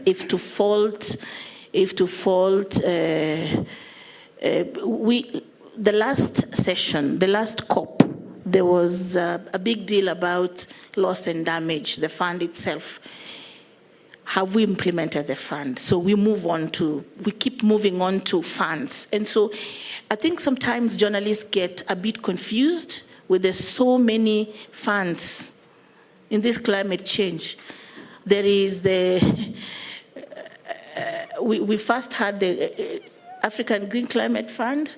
There is the Loss and Damage Fund. There was even Adaptation Fund. Nobody even talks about it anymore. I don't know where it is. Let me say the truth. Then I think the most important thing is an assumption. We have big words that have come in: greenwashing, carbon tax, it's not bad. But I think if we are able to localize and be able to interpret what we speak in the meetings. Like, I know we are talking about the carbon credit and trading and benefit sharing bill. What is it? What does it mean? How does it impact Wafula in Kitale? How does it impact Ole Kantai in Kajiado? So I think for journalists, sometimes we want to relate the big terms, the big conversations with the villages, with the villagers or the communities themselves. So I think from the Nairobi Declaration, I'm hoping, and with the newsroom itself, we are able to concretize the outcome of the Nairobi Declaration and give it a human perspective. Without a human perspective, like, I'll be honest with you, at one point I felt this was a talk shop, talk. Then I said, you know what, this talk shop is important, it's for policies, but How does it relate to Wafula? How does it relate to Wanjiru? And how does it relate to Kantai? It's our role as media, I know, but it's also the role of my friend here. Sometimes scientists talk big things, big terms, big terms. Kindly, just come down to us, and we will also come down. Thank you, guys. Thank you. Pam has put it the way it is, that the jargon. Yesterday I met a reporter who told me, sir, I've been here all day. I don't know what green hydrogen is. I don't know what fund is. So there is also the element that journalists are saying, please talk the ordinary language, because storytelling is about ordinary people. It's about us. So again, we have to find a place where we can converge, a point of convergence where we have a discussion. What does carbon credit mean? Can you put it in what I feel in my pocket? Because when you talk about big terms, we lose it. And Pam, you're right that a lot of those things are also something. But the challenge also comes, are we seeking that knowledge like Peter said? Are we seeking to partner? Are we seeking to humanize these stories? Put the person at the center of it. Ruth, you work for an international media house. How does it approach? Because the experience at that level, how have you approached the issues of climate change and other technical issues that we think are technical, but they touch about our lives? How is that different? You've both local experience and international experience. Because how can that be brought to us so that we understand it? All right. Thank you very much. Ladies and gentlemen, once again, good afternoon. Just picking up from what my colleague Pamela Asigi has said, we as international media do not operate in a bubble. We just operate as colleagues who work here in Kenya, local media. And the issue of climate change is crucial, not just within our environs, but across, seeing the impact that the climate has had on communities, most of which has been adverse. So the reporting has been very sustained, I think, because we have gone from one extreme to another. I remember, like in this patch of ours, there was in beginning 2020, there was, the locust invasion. Then followed by that, there was the extreme drought situations, and which have been reported. I'm glad that today I have an opportunity to sit here and mingle and hobnob with some of the scientists and experts that are behind the stories that we tell, because access to them has been like almost very difficult. There's a lot of bureaucracy. When we want to speak to an official, we are told you have to write a letter, you have to make a call. There's too much bureaucracy and red tape sometimes that makes it so difficult for us to get to the other end of the story. So we find ourselves sometimes telling the story in an almost one-sided way. For instance, when we were scratching our heads and thinking of what would be the stories, or what will we be, as journalists, what will we be telling to reflect on the Africa Climate Summit that was coming up, we got invited to a meeting with the CS for Environment a little bit late, just like I think a week or a month or a few weeks to when the summit was going to be held. Does that allow us as journalists enough time to package, to put together material or stories that we need to tell? It is not. Please consider us. We are not just working with one platform nowadays because our newsrooms are converged. We have to offer something for TV, we have to offer something for radio, we have to offer something even for print. When we go out there, we have to look for various elements and sources and people to tell the story. Now, those are some of the challenges that we have. Today, I talked to somebody who called me from one of the organizations and wanted us to report the story as is of today. And we told them, give us enough time to go to the field, to speak to the case studies, the people that Pam was speaking about, the people that you and I will relate to. Because often, climate change stories, science stories are very complex. We deal with a lot of figures, with a lot of data, with a lot of those technical terms that you need to break down, to crunch to that listener down there who is not elitist as we are, who doesn't have the knowledge that you have. So to break that down, take me to a villager down there, take me to the market where some of these innovations, some of this money that Mr. Peter Odeng is talking about is going to benefit. If you tell me you're going to build maybe villages that are compliant to the environment or to the climate as it is changing, who is going to benefit? Can we get access to these beneficiaries? Once you make it easy and possible for us to access these people, the newsmakers, I think we will be on the same page. And also just bear in mind, we need a lot of heads up, a lot of time to do that. So we will appreciate lots of opportunities for embed with you. Sometimes we will pay for it. My organization will never take a free embed. We will ensure that we take care of our own budgets. But those media houses that are still young and upcoming, please support them into telling those stories. Resources are very important. You know what the media is going through at the moment. A lot of cut downs, a lot of restructuring, a lot of redundancies. They also do not have the privilege to even fund their reporters to go out into the grassroots, into the places where the stories should be told from. So please try as much as you can to support journalists to go to those long miles to get the stories to be told. I'm happy as the opportunity that we've got from G, I said, the opportunity that we've gotten from the Kenya government through Mr. Odeng, that we are here today. Let's look at collaboration. Let's look at building capacity amongst our journalists. When Pam was speaking, I put myself in a situation where, as she talked how the climate change or climate stories, how the coverage began. It has evolved, but has our knowledge, the capacity been grown? I don't think so. And if any opportunities are made available, it's mostly the reporters. You forget about the editor, who also needs to get a bit of the nuances, a bit of the terminology. And this editor is the same person who is going to grin and okay the story. They are dealing with so many other stories and so many other issues that are coming up. It's like sort of like conflict of like, priority. Which is the story that I'm going to give the top line, which is the top story for us today. On a day when the fire in South Africa has happened, the Joburg fire where 64 people have died and so on, and we are talking about the Africa Climate Summit, as a news editor, I'm conflicted. Which will be the top story of the day? Will I give it to Climate Summit or will I give it to the fire in Johannesburg, for instance?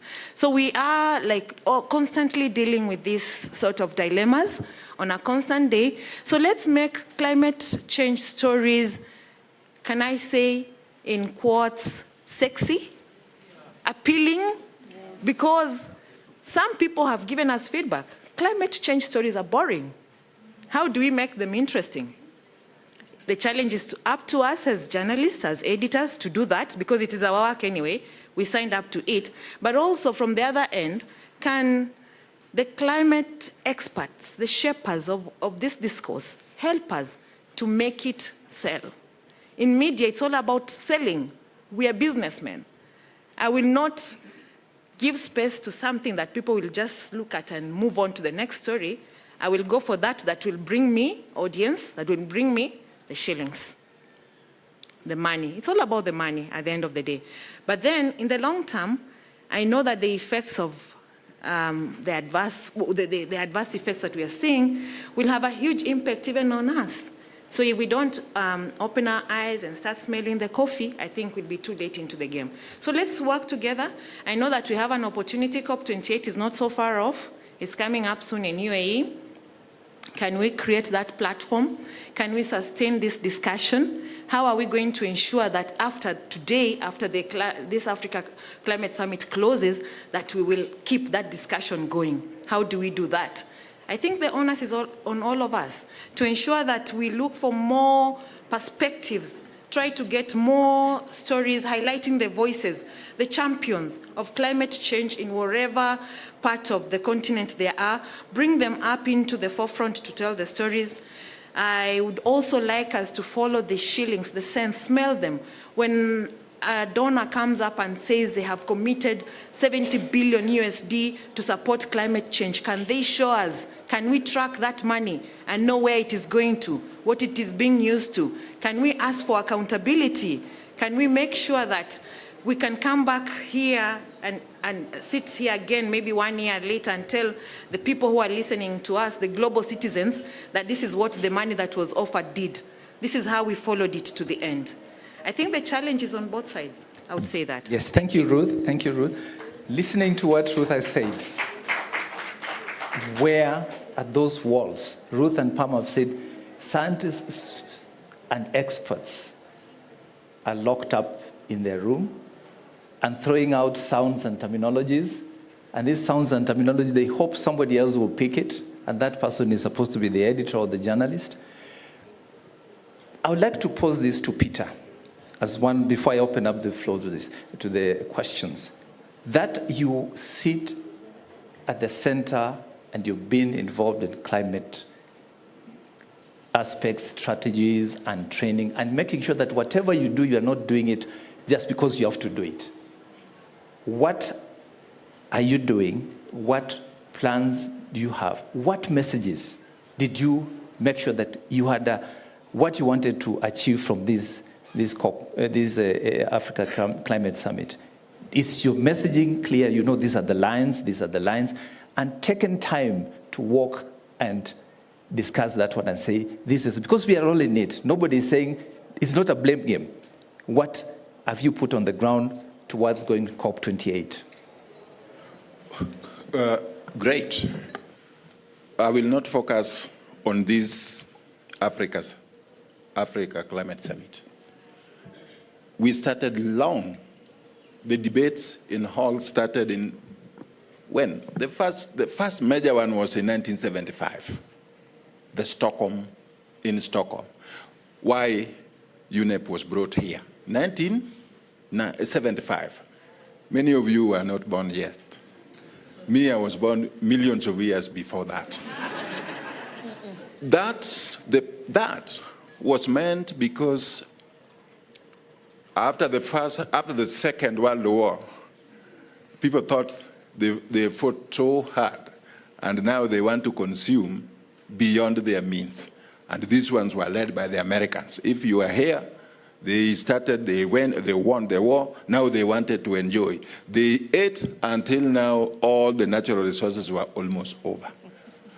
It is at that conference now where we say that if we continue to consume the way we are doing now, then the next generation will not be there. That one was the first debate. That first debate yielded UNEP. But between UNEP, 1975, things never changed. Indeed, it became worse. And in 1985, the Brundtland report, you know, the former Norwegian prime minister, the UN said, wait a moment, things are not going on with, the way we thought. The Brundtland report came and clearly identified 3 elements. And that is where the name sustainable development came.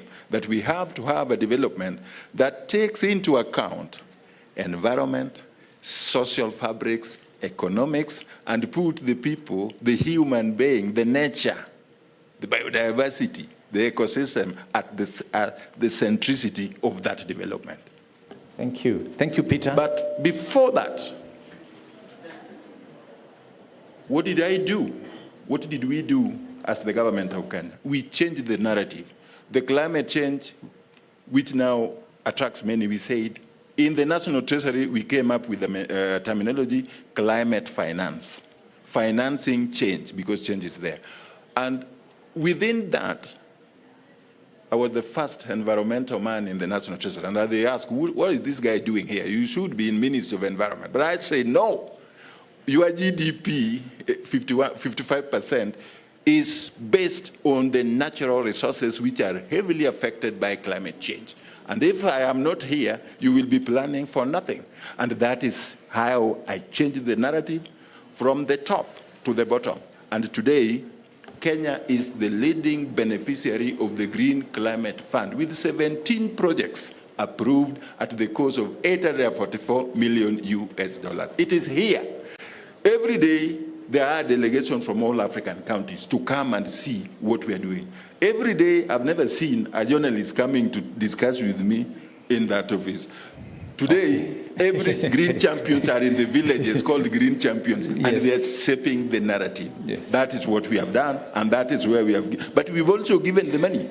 Floca is a $300 million, 1.50 billion USD. Okay. Pesa Masinani. Thank you. Thank you. Peter says he has the story and he needs the story to come. In 1 minute before, just 30 seconds, Ruth, in your work as working with the communities and other stakeholders, where do you see the place of the journalists and how you can find that convergence? Thank you. I think for us, and we've been actually having this discussion in the office, how do we bring out the work that we do and link it to the impacts in the communities? Because, and I want to pick up from, I think it was Pam's point of saying, let's make, no, I think it was Ruth, let's make climate change, for lack of a better word, sexy or interesting. But I think it's also about how do we communicate the impacts of climate change and link it to the impacts on GDP and also on local, the livelihoods of the local communities, and more importantly, how do we report this? We have been working with a couple of media houses. We have packaged the work that we do in renewable energy. We work in different sectors, and we are doing a lot of work in providing improved cook stoves and also in clean cooking. We're providing solutions in e-mobility. We are providing solutions in climate policy planning, but also in counties, supporting them to institutionalize climate change. But now, more importantly, we need to bring to the discussion the reporters, the editors. We worked with a lot of reporters, but now we're focusing more on editors. Bringing this support of capacity building is a commitment we have done, and we are going to do post the summit, supporting them to understand how to bring out this discussion. But already, let me confirm to you that I really think climate change is interesting. It's not boring, because now this is where the money is going. This is where the governments are heavily investing. We are here with a lot of announcements, the billions that are being announced. But it's also for you, I think the media has a big role to play, to follow the money, as you say, but more importantly, to make sure that these commitments actually followed through, and we have the money given to these countries and to the communities. Yeah, very good. Well put. Money is there. We just need to follow the money. Benso, just 1 second. The legalese, the jargon.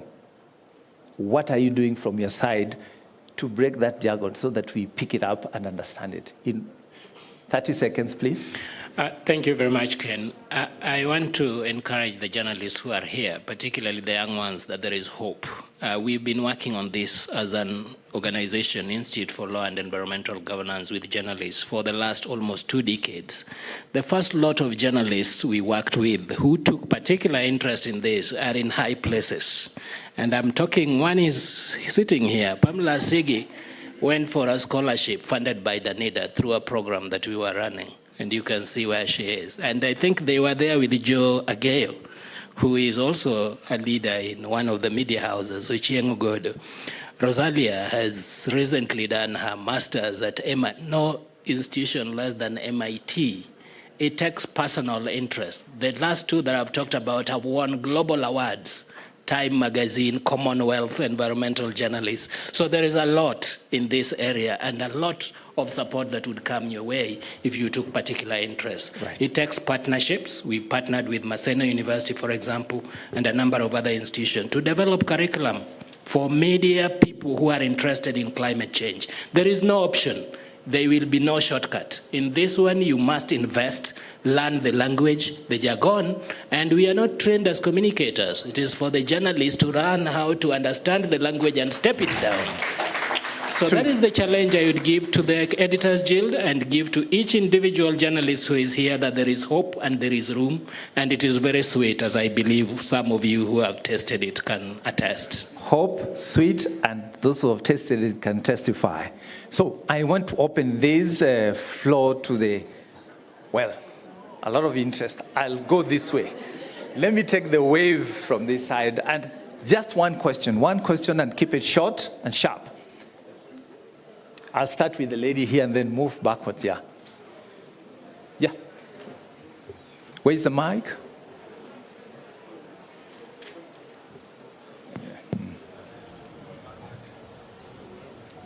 Where's the mic?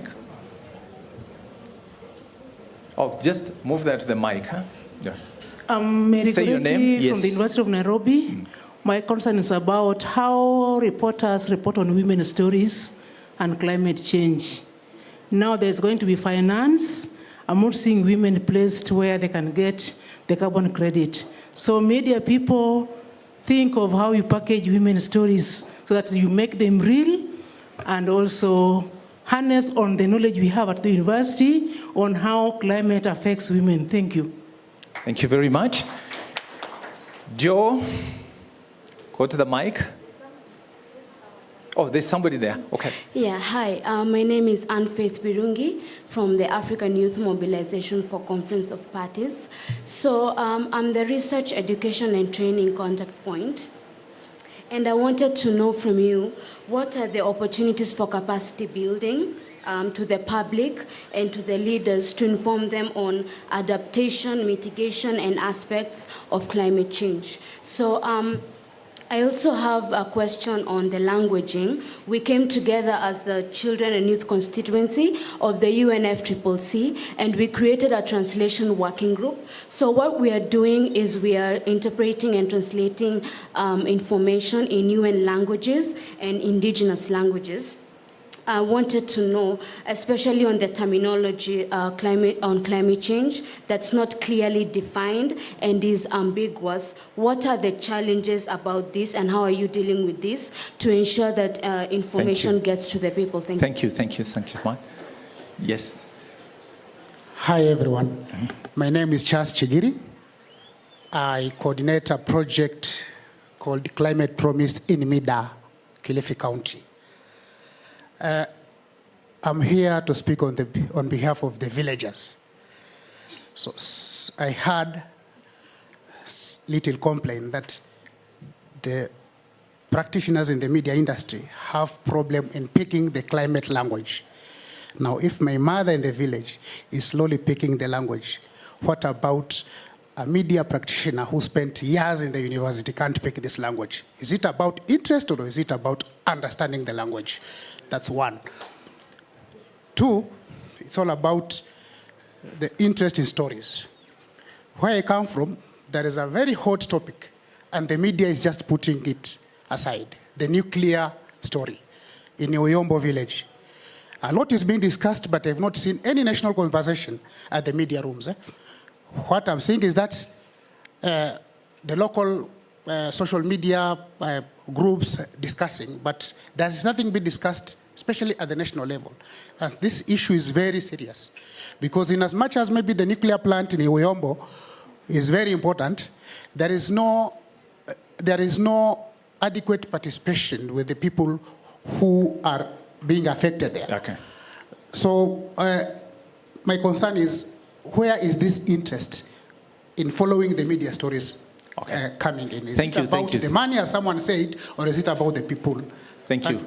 Keep it short. Keep it short. Good morning. My name is Shadrach Agaki. I want to speak on behalf of the people who are supposed to sit on that stage. And I want to steal a secret for you, that you're not going to expect some policies to be made by politicians. For you to help them make those issues that you want to be legislated public.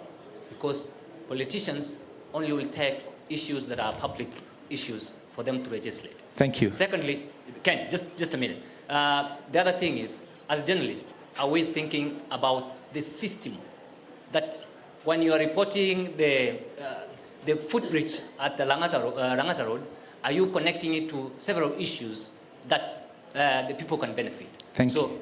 To you, Peter. Thank you. Joe, that was more of a comment and some... Thank you. Not a question. As a journalist, I think I have what would more be like a contribution. Climate change affects all of us. It's not an issue of journalists versus them. It's an issue of collaboration. How do we make this collaboration sustainable? How do we make it consistent? And how do we make it such that it has an impact? I'd request that the people in places and institutions that deal with this, you have a structured engagement. You already now have the Kenya Editors Guild that you can easily have as an access route to the newsrooms. Work with us at the Kenya Editors Guild.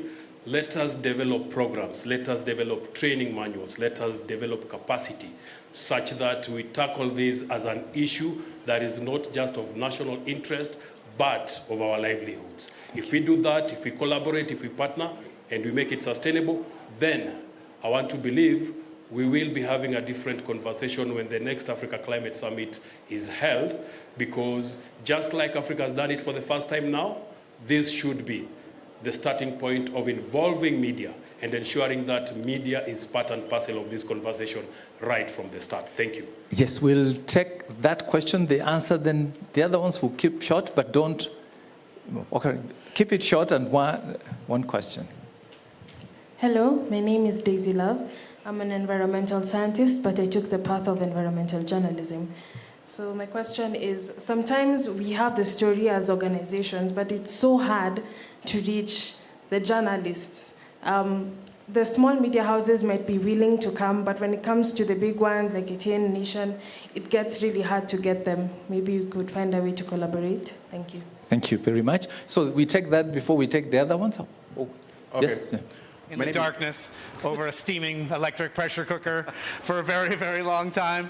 And so it's really a super exciting day and week for us to really feel like, yeah, the future is here and the future is electric and we're all in. Fantastic. Lindsay. Hi, everyone. My name is Lindsay Caldwell-Umala. I'm here with the Clean Cooking Alliance, and I lead our country transitions work. I think we're here because we're the global steward of clean cooking, and e-cooking is a really important part of that universal access narrative. Hi. McKenna. Thanks. I'm McKenna Ireri. I'm a director at the Global Energy Alliance for People and Planet. And there we're concerned about all matters energy, renewable energy access, but also just energy transitions. And I'm here because we see electric cooking as a really important part in enabling a clean energy transition.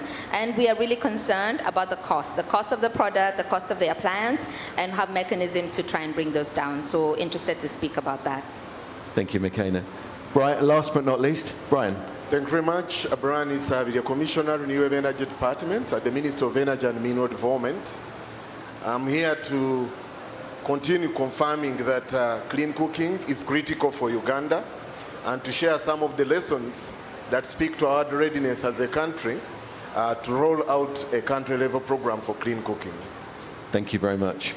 I'm going to start by turning to Peter. The other day I got referred to as the grandfather of electric cooking, so maybe I can call you the grandfather of clean cooking more generally. I think it's the Pope of clean cooking, but it's a bad joke. You talk about the emergence and the opportunities now of electric cooking. How big is that opportunity for Africa? Yeah, the opportunity is massive. You know, we often focus on the lack of access to electricity in Africa. So many people don't have access, but so many people do have access. So at least 600 million people have access to electricity. And so yeah, those people should be cooking with electricity. There's no reason for them to be cooking with wood or charcoal or LPG or ethanol. All of those people could switch to electric cooking. You know, in Kenya we have 9 million households that have access to the grid. It's fantastic. Every one of those should be cooking with electricity. You know, we have to make sure that we get the right tariff in place, that we get carbon markets in place. But 10 years from now, I would love to see everyone in Kenya cooking on electricity, hopefully on a burn electric cooker, but if not on a burn electric cooker, on some electric cooking device. So yeah, really, there's an amazing opportunity for that. The other is there's a perception that the cost of electricity is really expensive. So we've mapped out the entire continent. We found 6 markets that are really promising for electricity, where the price of electricity is, in some cases, 6 US cents per unit. The average is about 13 US cents per unit. And at that pricing, households can save between $5 and $7 a week. So, you know, $300, $400 a year they can save when they switch to electricity. So we have to get over this idea that there isn't electricity access. We have to get over this idea that electric cooking is expensive. It in many cases is the most fuel-efficient, cost-effective way to cook. Peter, thank you.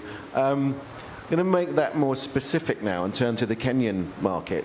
And put Irene a little bit on the spot here, in the sense that Kenya's tariff is relatively high. Is there a business case for KPLC to see electric cooking as an important part of your portfolio of interventions? I know most people say the tariff is high. Indeed, everybody has been complaining that it's high. But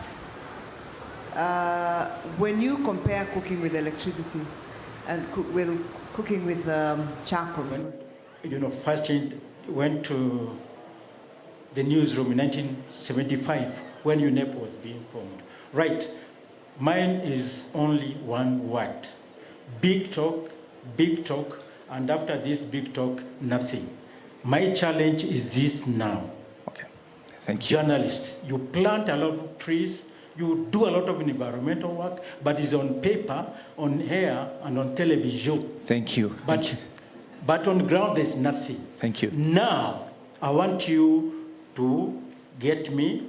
I'll give you. Everybody will want to adapt a tree or a bamboo from here. Thank you. Thank you. Thank you. We finally have one question from somebody can translate. Yeah. All right. Hello, everybody. So it's true that this issue on climate change and terminology affects us as deaf people, and especially the concern and the involvement of media. So my question to you is, how have you included people with disability, and especially deaf people, because it is true that all these things we are missing out on all this, and we are missing out on discussions about climate change. So how would you involve people who are deaf in these discussions? Oh, thank you so much. Thank you so much. Thank you so much. I'm going to put them in one big. Peter, you will look at what you're calling that information about what are you taking into the indigenous communities and what. Benson will talk about this language issue in 1 second, because we are run out of time. Ruth, you look at access. They're saying they're not getting us. What can we do about it? Then Pam will talk about the question of the women that was asked, the gender question in this whole debate. And then, are we missing the story?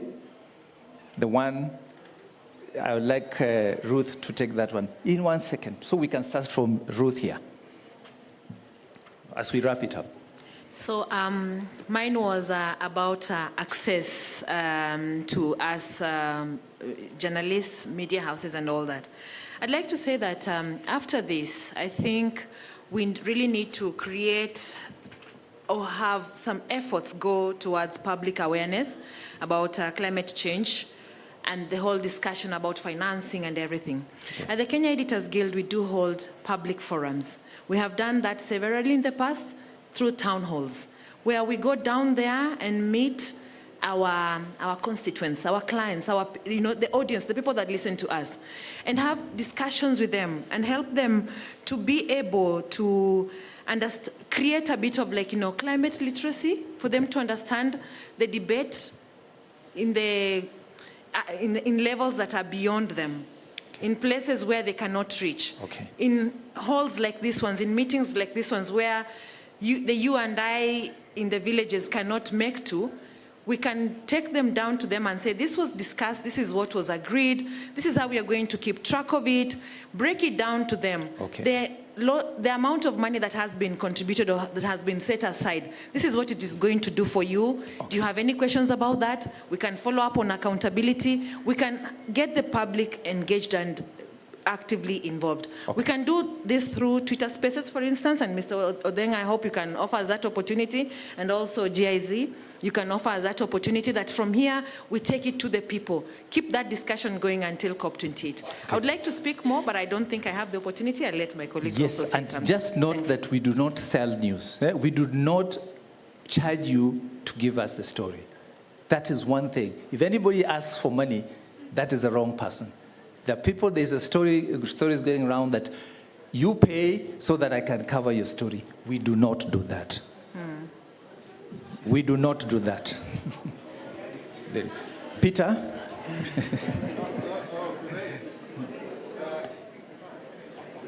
For Peter, there's Pam, the gender question, Very quickly.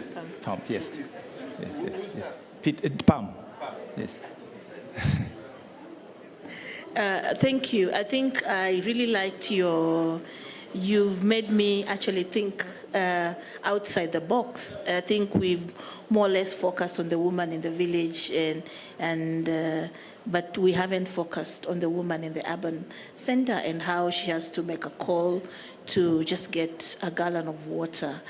I think that's a big challenge to us, and it's a new aspect for us to cover.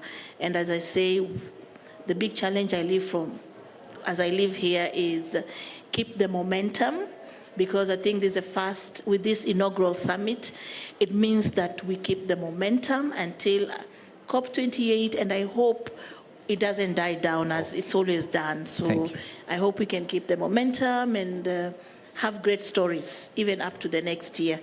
But I know for sure the climate change, the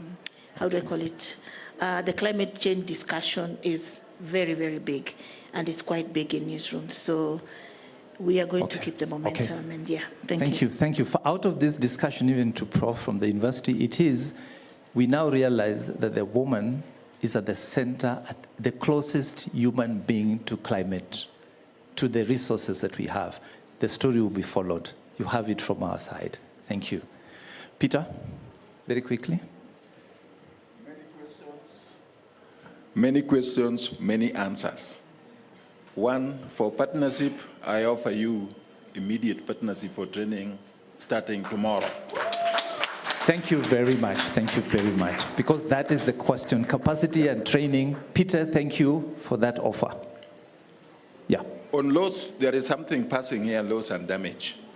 Please avoid this terminology because it is still being discussed. The design is still on, and loss and damage, as we are talking now, is still not yet a functional fund. Oh, yes, thank you. Please get this one right, but do not jump up and down that there is now climate change fund for loss and damage. The architecture of that will be very complicated. It involves insurance, payment, of all. Please avoid this. Don't talk about it. Finally, yes, the real question is, I'm now responding it. One, please, Flocker, design, solve all your questions. For the people with disability, within the financing locally led climate action program, we have done two things. We have given the decision to the lowest level in the world, number one. And one of the conditions under that, all must be included. Women, people with disability, the old says, everybody is included. But at that level, so that the decision is down, PESA is down, for us is simply to take a take. So all are included in that. Thank you. And to respond to that, the media is already doing, if you check on our televisions, we have translations. Even this session, we have sign language. So we are factoring that in. And thank you very much. Ruth, in a few seconds, as we finish. Yes, I'll be brief. But before I go to the question of are we missing the story, please let me just highlight that the issues of capacity on climate change were actually anticipated by the Climate Change Act that we just amended now, 2023.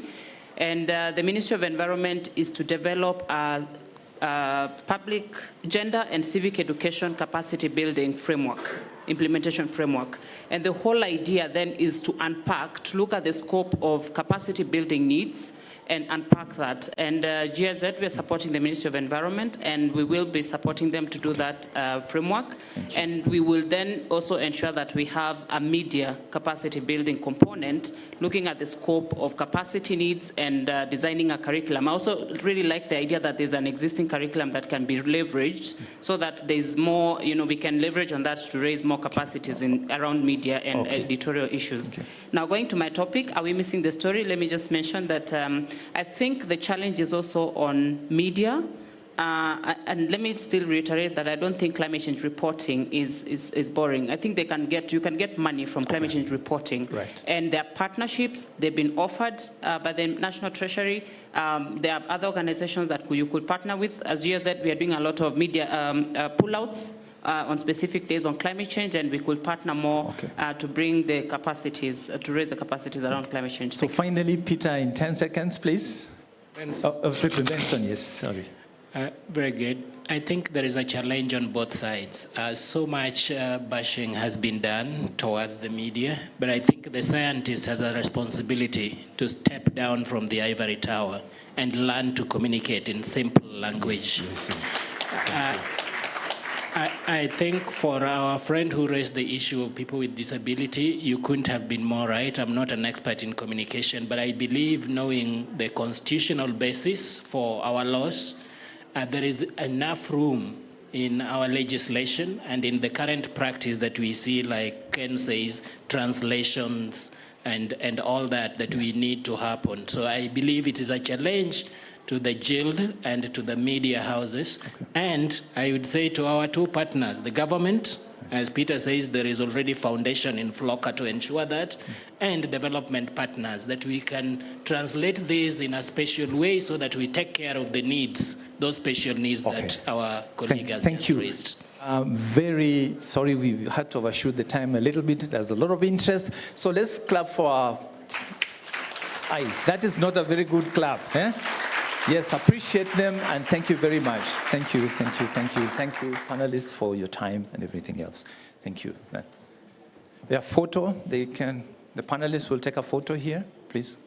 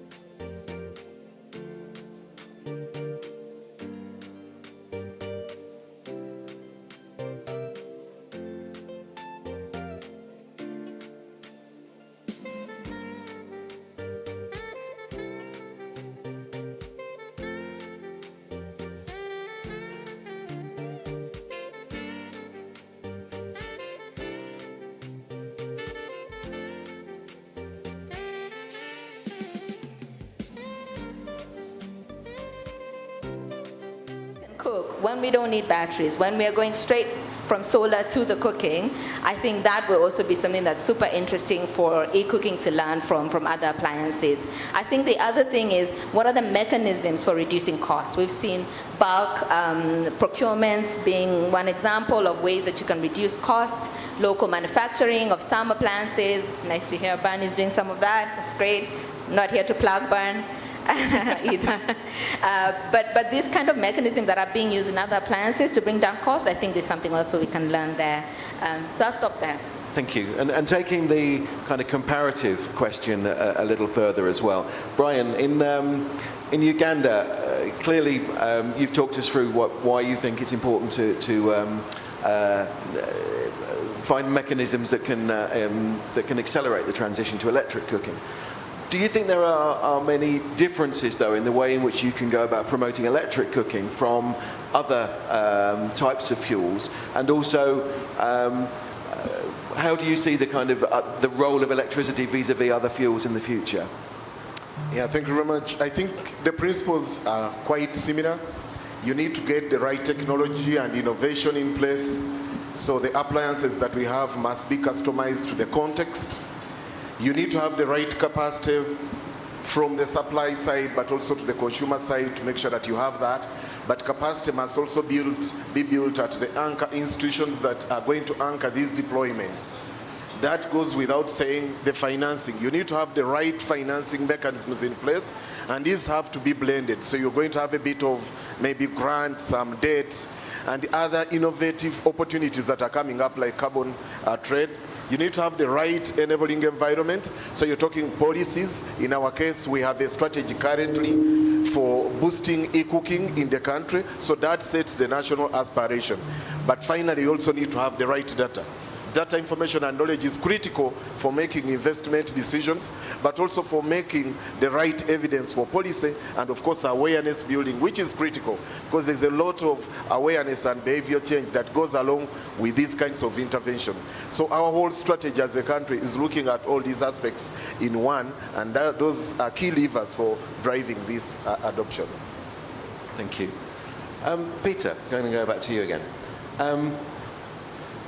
You've obviously been working behind the scenes to get this out into the marketplace. What research have you done in order to be sure that the market potential in Kenya and in the other countries is going to be there? And can you say a little bit more about that research and why it's so important? Sure. Well, we've been running pilots now for the last 3 years in Kenya, Tanzania, Mozambique, Zambia, DRC, Ghana, and Uganda. So we've been running those pilots. And as I was mentioning, we have an IoT device inside of the cooker that allows us to track the usage, the amount of watts, the amount of time. So we have really clear data. And then we also have the customer's meter number. So we have this ability to get really great insight. And we'd love to work with utilities to help share that. So, what we could do is have a real like in Uganda, for example, you have an e-cooking tariff, but you don't know if people are using it for e-cooking. But with the technology and real-time tracking, we could say exactly to the watt how much is being used, so we can get much more specific. Yeah, but within those pilots and with our ability to track the customers and the data, yeah, we've had multiple studies that we've done. We've also worked with independent parties like 60 decibels that have come back and said, 90% customer satisfaction, really verifying that $5 savings, especially in Tanzania. We're seeing a great opportunity in savings for Tanzania. And we're really, we really looked at pressure cooking versus induction. And I think we're more bullish about induction, although there's definitely a place for pressure cooking as well. But the versatility of induction, I think, has pushed us more in that direction. So, but yeah, we'll continue to refine the business model to come up with the right pricing. Like right now, people can buy it for about $1.75 per week, and that's, the savings that they get is $5. They pay $2 to own it. They still end up with that net $3 savings, so it's still a benefit for them. It's interesting, isn't it? There's, I think, a growing body of evidence where people have done pilots, and Burn have been massively important to that process as well. But there's a wide range of other organisations that have been supporting pilots with different products and so on. And Irene, I know that you've been well aware of the different experiences that people have had with maybe induction and pressure cookers. Do you have any thoughts about the bullishness of Burn's preference for induction? Do you have any thoughts on that? Is that a leading question? I think Peter doesn't want me to answer that question. No, please, you should answer it. Answer it. I don't know. I'm sitting in Burn's sponsorship, so I have to be very careful. But anyway, for what we have found is that as we've gone out selling and trying to convert behavioral change in Kenya, because most people believe that cooking with electricity is very expensive. And the first thing that you have to change in the mind is that cooking with electricity is not that expensive. And so for us, the preferred appliance to first change that notion is the electric pressure cooker. Why? Because it's the one that saves most money. The fact is that when you're boiling your cereal, which is every nationality, every tribe in Kenya, let me say that, boils some form of cereal or other. If it's not githeri, it's mbaazi. If it's not mbaazi, it's something else. And so it's a one gadget or one appliance that we know saves a lot of money and time. And so it's a one appliance that we prefer talking about more about, not not because the induction cooker doesn't save money, it does, but not as much as the pressure cooker. And the reason we prefer taking that is because what makes sense for the Kenyan more than anything else is how much money will I save? Will I save money? Will I save time? And that is why I keep telling Peter, do not stop making the pressure cooker. Okay, we'll keep making them. Yes. So we have that fight, friendly fight with Peter. We heard that pledge, by the way, Peter. Yeah. One of the things I'm really excited about in Kenya in terms of this transition towards electric cooking is that it's something that is bringing in all of the different players. So, and I think the really nice thing about that as well is that there is a real commitment from the government of Kenya to see, it's to show how serious it is about tackling clean cooking. And I don't just mean electric cooking, I mean across the board. So we're currently supporting the government in terms of the development of Kenya's new national clean cooking strategy. We're very lucky to have with us our colleagues from Nuvoni who are doing the work on the national electric cooking strategy. And I know that this all is feeding together as we go forward into really strategically important ways of tackling this issue, which we've said right from the start. We need really high-level buy-in, we need commitment, and so on. Lindsay, I wonder if I could just ask you to say a few words about how your delivery units are going to kind of act in practice in terms of making sure that that transition occurs. Yeah, I think some of the core pillars of the delivery unit, I think, are several-fold. One is, as we said, for countries that may not have access to some sort of strategy, is helping to develop that and create awareness. I think the second piece is for countries like Kenya, where there is already a lot of activity in place. It's more about solving those downstream challenges. It's saying, where are the key blockage points? How can we change that from a policy standpoint, from a fundraising standpoint, or from a more cross-ministerial approach to these sorts of issues, and really trying to break those down and raise them at the highest levels. And so I think that's one place it can step in. And I think also mobilizing finance, which I think we haven't even started to shout about enough on this stage, is one of the really critical parts of that. I think both funding the plan, which is still right now something that's in progress, and so I think committing to financing that plan is the next major step beyond being able to implement it. And so I think fund mobilization is an imperative. I think especially when we talk about issues like e-cooking, we're talking also that right now about, 1% of the financing is available to achieve universal access to clean cooking? 1%. And so when you add in an amazing opportunity like purchasing an e-cooker, an induction stove, or an EPC, not to take a stance on that one, it's really important to talk about that access to finance at the consumer level, also at the enterprise level. And when you think about that 1% figure, we're talking about almost no public financing being committed to e-cooking. And then when we talk about that burden on an entrepreneur, when you're talking about something like e-cooking, you're talking about providing consumer finance through a clean cooking company, which absolutely changes the type of capital they're having to raise. And actually, CCA launched yesterday our global sector financial partnership, trying to bring together public funding, private capital, and domestic finance all together to help provide a capital stack that can also go alongside climate finance to help underwrite these transitions. But ultimately, climate finance and all of these other financiers are going to be requisite to achieve these national strategies. And I think that's a really important part of the next phase. That's really well made. Absolutely agree.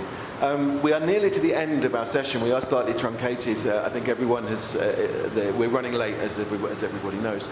This event was drawn together by Bern. So actually, I'm going to give Peter, before I kind of do a final summing up, Peter, from Bern's perspective, what do you see happening over the next 3 years? Well, over the next 3 years, our goal is to move, for personally or for as the business, is to move 3 million units across our 6 core markets.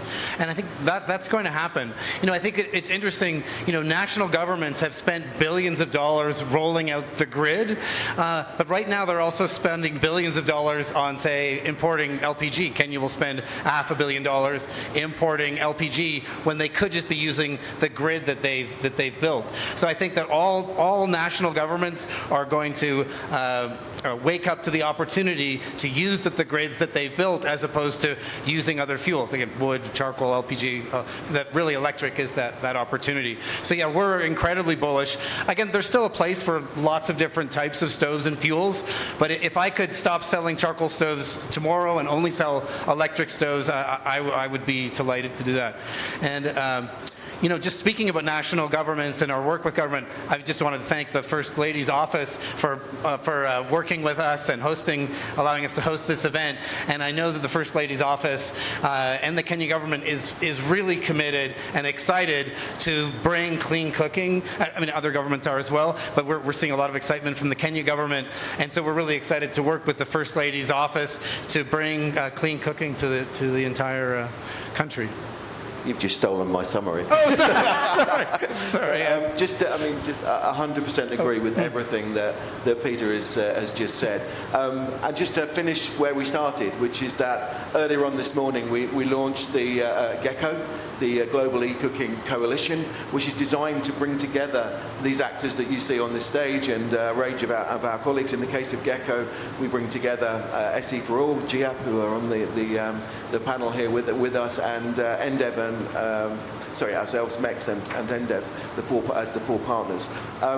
What we intend to do is to provide this, is to find a way of channeling these resources that Lindsay is talking about, to find a significant increase of funding for electric cooking, and to also identify the barriers, as McKenna was saying, so that we can work together as a series of organisations and the governments that look to partner with us to identify those barriers, to encourage governments to really address the ways in which they can help this process. And as you say, absolutely, to where, like in Uganda and in Kenya, there is an expanding grid that is already reaching into a larger part of the population. The same is true for Ghana, for example.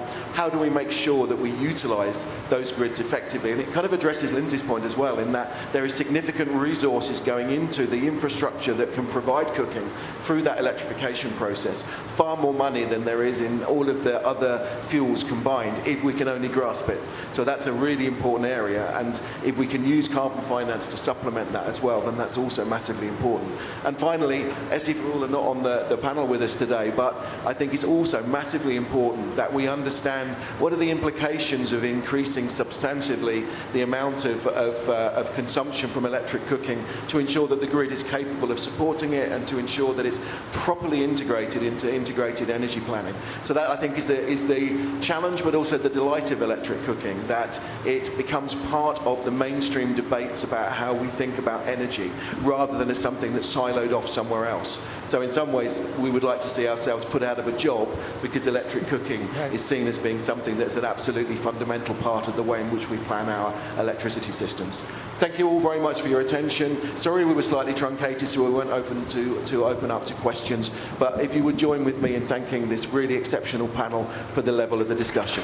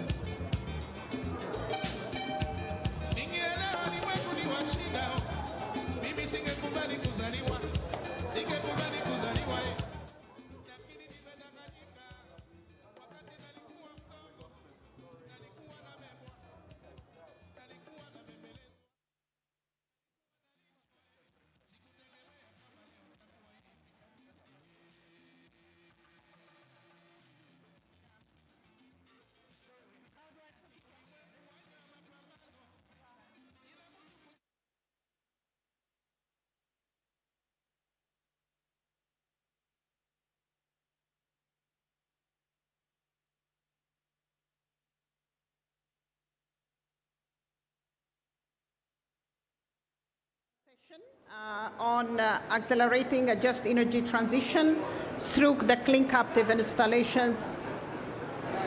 projects. And okay, let me give maybe 2 minutes.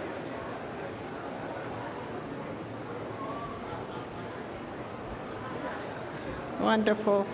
Yeah.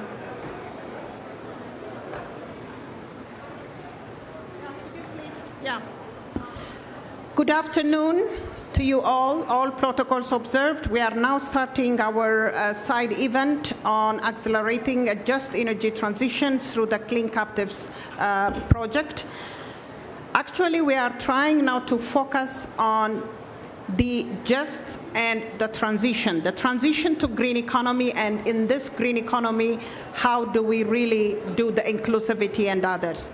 Going to that, I think we will be inviting the panelists. We have the 3 batches of panelists here with us. The first one, they will give us introduction, basically very briefly. Carolina Merigi, please come on the, she will give us a very brief introduction to give you about the project. Then we'll have one of our project grantee, that is Tracy. She will just be there for 5 minutes introducing the benefits that what she gets. Then we will have a set from the project actually partners from the government. Tracy, do we have Tracy in the room? Please come and have a seat, yeah. Could you please join me in applauding when I invite, just, are you hungry? Yeah, very good, very good. So they will give us, I think now, the introduction briefly. Then we will have a set of teams from government representatives, which is one from Kenya and from Ghana. And they will just share with us how this project really, creates positive impacts on policies and also creating jobs and others. Then we will have the project partners from actually Ofgen and Tracy, and they will be with us. And we will have our project partner, Tobias, who will give us this introduction. So I will give the floor now to Carolina. You have 3 minutes. Please just introduce about the project, then I will give the floor to Tracy. Over to you. Distinguished guests, ladies and gentlemen, all protocols observed. I'm honored to stand before you today at the First Lady Pavilion in this important side event titled Accelerating a Just Energy Transition in Africa. Today, we're here to shed light on a transformative project that embodies the spirit of progress and sustainability, the Clean Captive installations for industrial clients in sub-Saharan Africa, a pioneering initiative undertaken by the United Nations Environment Programme in partnership with Frankfurt School of Finance and Management. Africa is a continent of immense potential, blessed with abundant natural resources and vibrant industrial sector. However, it is no secret that energy challenges have long hindered its economic growth and environmental sustainability. Many industries across sub-Saharan Africa face the uphill battle of securing reliable and clean energy sources to power their operations. KICSA stands as a beacon of hope and innovation in addressing these very challenges. This project is dedicated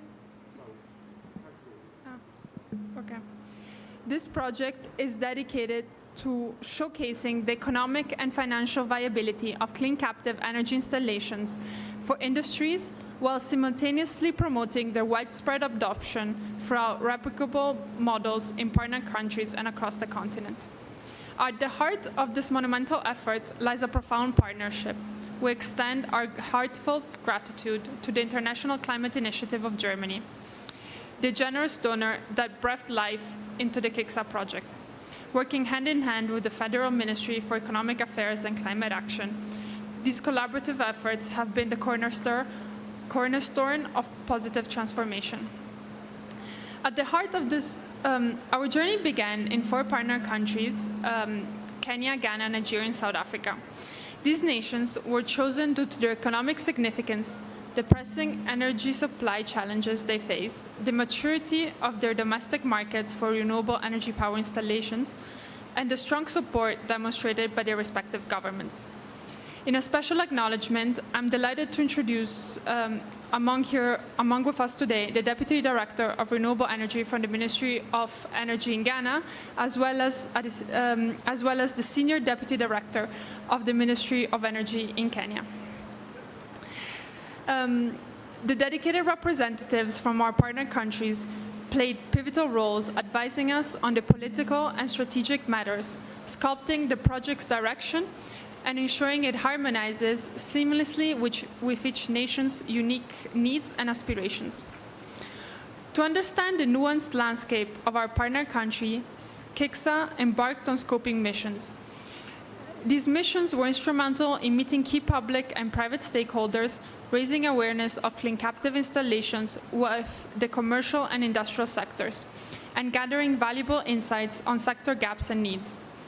The combination of these efforts was the publication of comprehensive country studies that delved deep into the electricity markets, policy frameworks, tariffs, and the existing and potential of clean energy installation markets with a keen focus on finance. All these documents are available on the project website. KICSA has also developed and published economic and financial tools for assessing suitable financing structures for clean energy installations. These tools are essential for ensuring the sustainable and feasible financing mechanisms are in place to support the growth of these installations. KICSA's commitment extended to the establishment of a grant facility enabling support for transaction costs, facilitated financing vehicles, and enhancing capacity building. The fruits of these labors materialized in the successful implementation of 6 pilot projects, each a testament of the transformative potential of clean energy installations. Today, we have the privilege of hearing from the representative of the companies intimately involved in these pioneering pilot projects. Their first-hand experience and insights are invaluable, offering a glimpse into the profound impact and limitless potential of clean captive energy installations. In closing, the clean captive installations for industrial clients in sub-Saharan Africa stands as a beacon of progress where collaboration, innovation, and dedication converge to illuminate a path towards a sustainable and equitable energy future in Africa. I invite you to join us in the subsequent session where we will delve deeper into the knowledge and experiences shared by our partners and representatives. Together, we have the power to ignite a cleaner and brighter future for all of Africa. Thank you for your attention. Thank you very much, Carolina. Yeah, just summarizing 4 project partners: Ghana, Kenya, South Africa, and Nigeria. And the major objective is reducing the high cost of electricity in the context of clean captive installations, and also the unreliable power supply using solar PV. Now, I think I will invite one of our project grantee,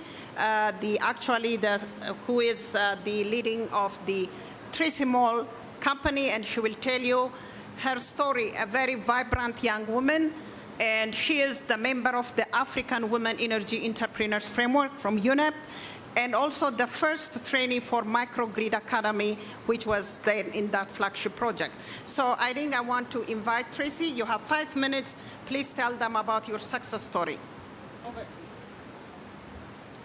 All right. Hello, everyone. My name is Tracy Kimathi, and I'm the founder of Baridi. So Baridi is a solar cold storage solution provider that specifically is focused on high consumption markets in the meat and fishery value chains. Our core offerings are the pay-as-you-store and lease-to-own models. So what do I mean when I say downstream consumption markets? These are basically high volume, high vendor count, and high ability to pay scored markets, specifically within the urban value chains. 3 of our current units are located within urban commercial markets like Barma Meat Market. Barma is the largest meat market in East Africa, and it's located within the heart of Nairobi.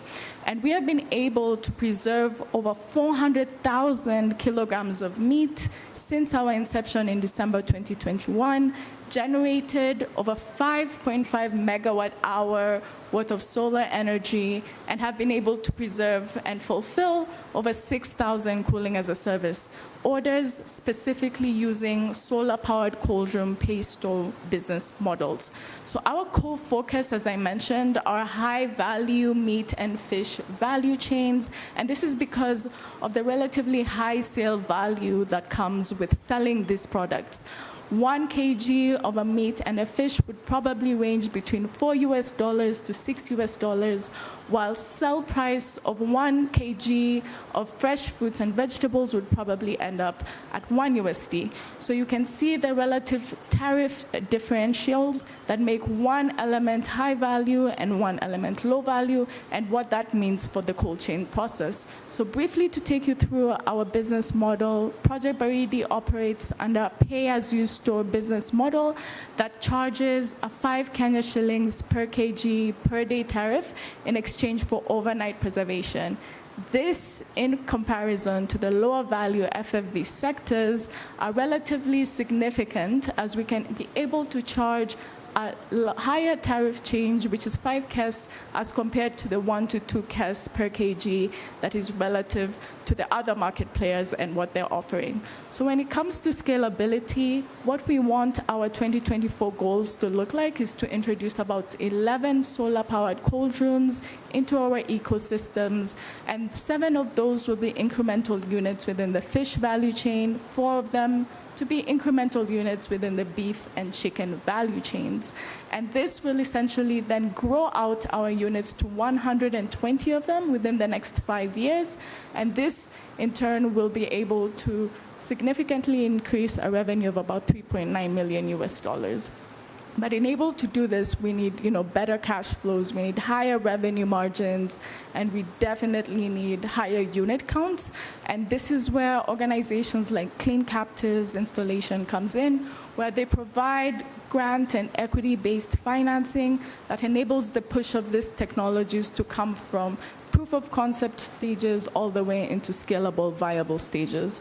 So how do we enable this? How do we ensure that 120 units are enabled within the solar cold chain industries?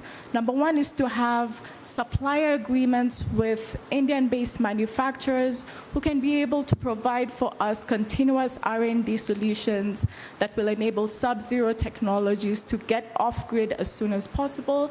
And we also have these Indian manufacturers to be able to get higher discounts on large order enables. So one last thing that we were able to capture within the Clean Captives Installation project was an IoT-based software called Wingu that basically consolidates data points that go from how much meat is in our cold rooms, how long has this meat been in the chillers, what time did they come in, what time did they come out, and essentially what temperature and humidity have they been exposed to. This Wingu cold chain software is able to operate on a subscription service to restaurants like Art Cafe or Java, who really value remote monitoring of product inventory that is perishable. So thank you so much for listening to the presentation, and happy to speak more about this in the panel. Thank you very much. Have a seat. You stay here. Thank you very much. Please join me in applauding to Miss Carolina and also Tracy for a good introduction about the project. Now, I call upon our panelists, first government representatives from Kenya and Ghana, who are the project beneficiaries, and they will just share their actual experience.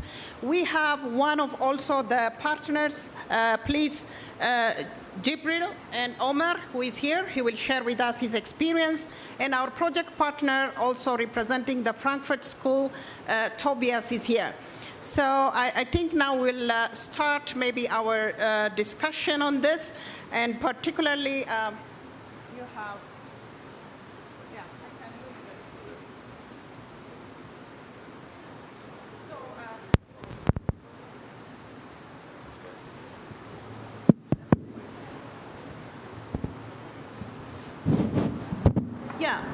Maybe I will start with maybe you introduce yourself, just briefly who you are, and then I think we can produce. So I start from Stephen. My name is Stephen Zioka. I'm an engineer in the Ministry of Energy, State Department of Renewable Energy. I'm a senior deputy director of renewable energy, and in this project, I was the focal point for the Ministry of Energy. Thank you very much. And Mr. Seth Maho? Thank you very much. My name is Engineer Seth Maho. I'm a deputy director and works for the Ministry of Energy in Ghana on this project. I served on the steering committee. Thank you. Thank you. I call upon Jibril, one of the project grantee. Hello. Good afternoon, everyone. My name is Jibril Mohammed. Use that one. Okay. Thank you. So my name is Jibril Mohammed.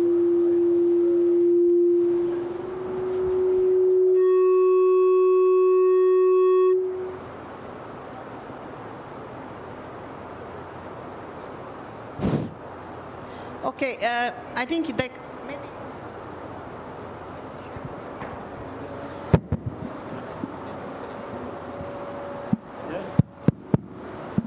Can you hear me? No. Can you hear me? Okay. So my name is Jibril Mohammed Omar. I know it's lunchtime and the energy levels are a little bit down. I'm the CEO at Ofgen Africa, a renewable energy company focusing on solar PV and battery storage for commercial and industrial customers. I'm one of the beneficiaries from the UNEP program and together with the Frankfurt School. Thank you. Thank you very much. And project partner Tobias, could you please introduce yourself? Yes. Hello, everyone. Thank you, Meseret and colleagues. My name is Tobias Panoffen. I'm director at Frankfurt School and the deputy head of the Frankfurt School UNEP Collaborating Center. We are, as Meseret mentioned, a project partner in the implementation of the facility. Delighted to be here. Thanks a lot. Thank you very much and welcome again to this important panel discussion. Now my question goes to Mr. Seth Maho.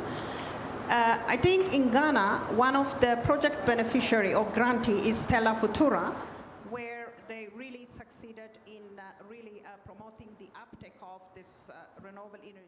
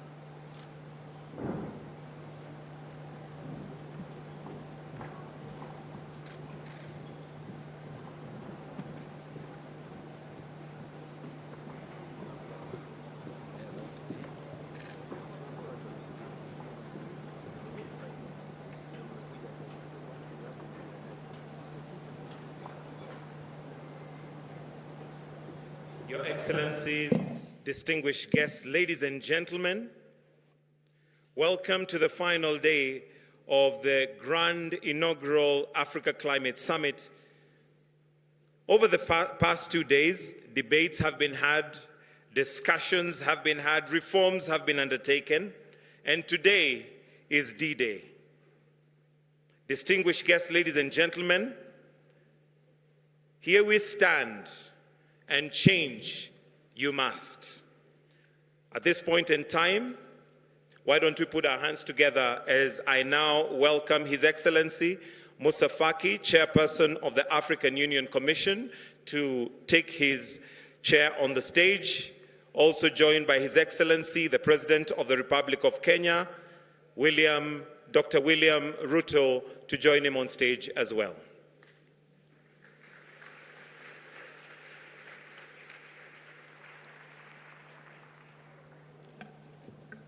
Your Excellencies, at this point, we'll have the reading of the statements from both the Excellencies. Welcome.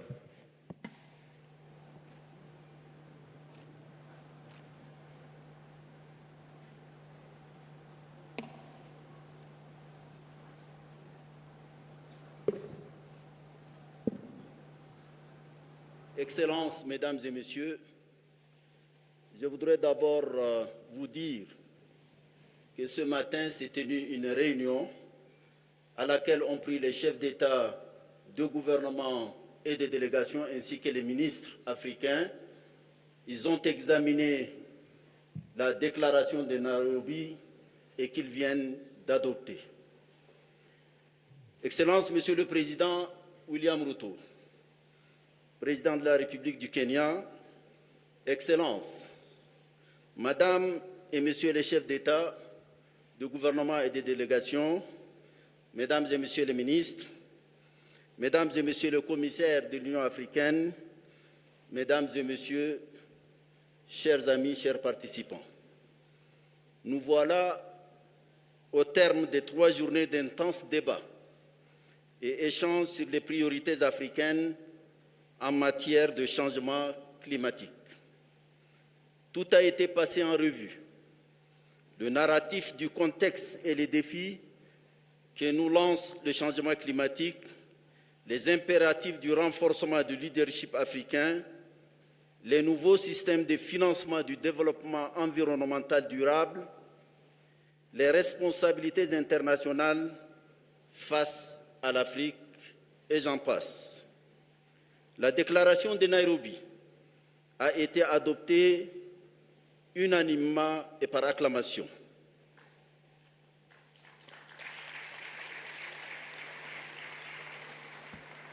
Notre sommet a été un grand succès. Je voudrais en remercier tout particulièrement le président William Ruto, son gouvernement et le peuple du Kenya. Mes remerciements vont également aux États membres, aux responsables de l'Union africaine qui ont, à tous les niveaux, déployé d'immenses efforts pour un tel succès. Nos partenaires internationaux ont été au rendez-vous. Mes sincères remerciements s'adressent également à eux. Excellences, Mesdames et Messieurs, une question centrale mérite d'être fortement soulignée. La mise en œuvre de nos décisions. Les idées, c'est bon. Leur application est meilleure. Les Nations Unies vont bientôt organiser une conférence internationale sur la même thématique. Et la COP28 s'organise aux Émirats arabes unis sous peu. L'Afrique, armée de l'esprit de Nairobi, ne devrait en aucune manière perdre cette double opportunité pour pousser en avant son propre agenda pour plus de justice climatique, plus de concrétisation des engagements, de plus amples investissements dans les nécessités d'adaptation et de transition. D'ici les 2 événements précités, nous devons rassembler nos efforts pour tirer le meilleur avantage de la présente dynamique. Je m'engage, pour ma part, à mobiliser les ressources humaines de la Commission de l'Union africaine pour garder en vive alerte l'esprit de Nairobi en vue d'apporter la plus forte contribution possible à la mobilisation et à l'unification des voies africaines. Comme il nous a été demandé dans la déclaration, la Commission de l'Union africaine va développer une feuille de route pour cette déclaration et proposera aux États membres de faire du changement climatique les thèmes de l'année 2025-2026. De même, une proposition sera faite aux États membres pour que le sommet africain sur le changement climatique soit institutionnalisé et tenu tous les 2 ans. Donnons-nous alors rendez-vous aux prochaines assises qui nous invitent déjà à un collectif dépassement. Je vous remercie.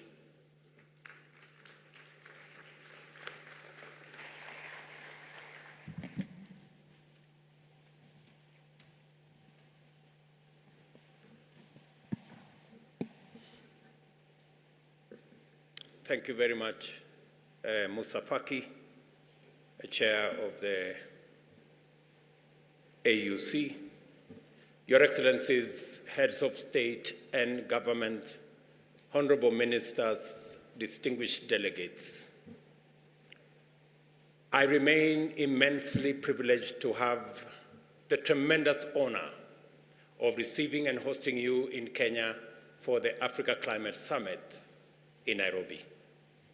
Your presence has sent an emphatic signal throughout the world that a new Africa is here and that it means business.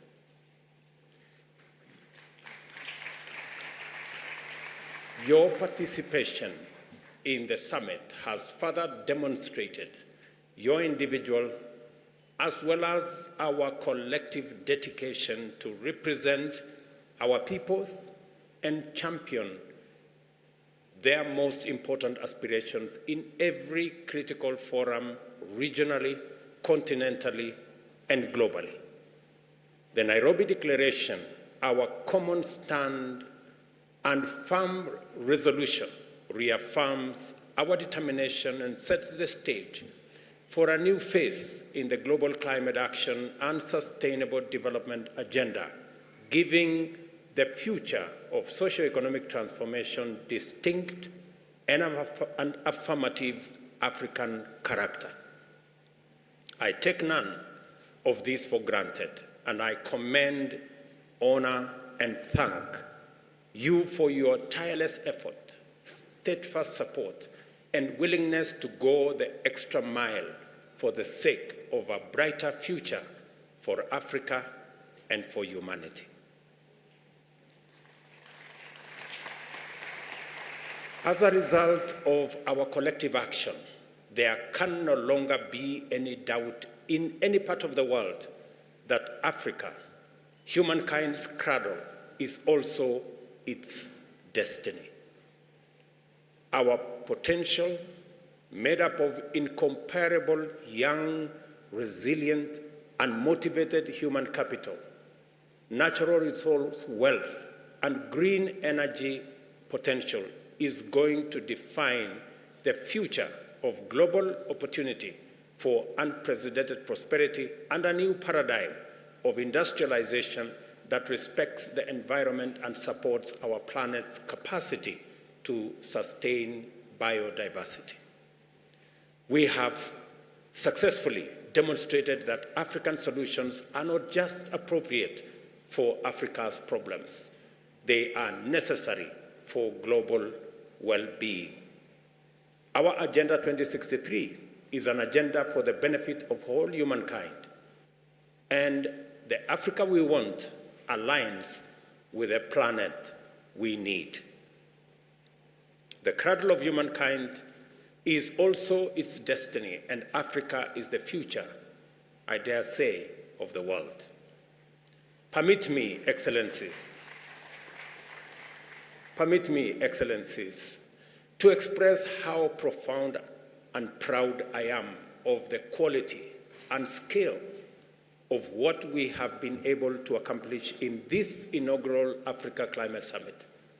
The boldness, vision, diversity, and thoroughness of the contributions made here in terms of debate, exhibitions, collaborations, and other activities have been deeply encouraging and also inspiring. During this action-focused summit, various stakeholders, including governments, the private sector, multilateral banks, and philanthropists, have made substantial commitments totaling a remarkable US $23 billion for green growth, mitigation, and adaptation efforts across Africa. Let us give them a round of applause, ladies and gentlemen. Notable highlights include a transformative partnership investing US $60 million over 2 years in expanding grid access in rural Burundi, a US $4.5 billion commitment from the UAE, represented here by my brother, to boost renewable energy, substantial contribution from the European nations, and significant investments from the private sector, entities like Mazda, PowerGen, Leapfrog, Gross Boundary, and Husk Power, emphasizing renewable energy initiatives. The signing of Kenya's green hydrogen strategy with the European Union is expected to drive and accelerate green manufacturing and create thousands of new high-value jobs, in addition to attracting large private sector investments. Additionally, there has been a notable increase in adaptation financing, reflecting a deep commitment to Africa's sustainable future and energy systems, aligning with the ambitious Nairobi Declaration. Our youth have not been left behind in the robust conversation that has taken place at this summit. They have provided us with excellent models on how we must approach our date with an African future, by being open to possibility, bold in imagination, and willing to embrace radical and radically transformative technologies, ready to question the things we take for granted and explore new alternatives, and most of all, always seeking opportunities to collaborate locally as well as globally to achieve positive change. Our youth stand out in this summit, and congratulations to them.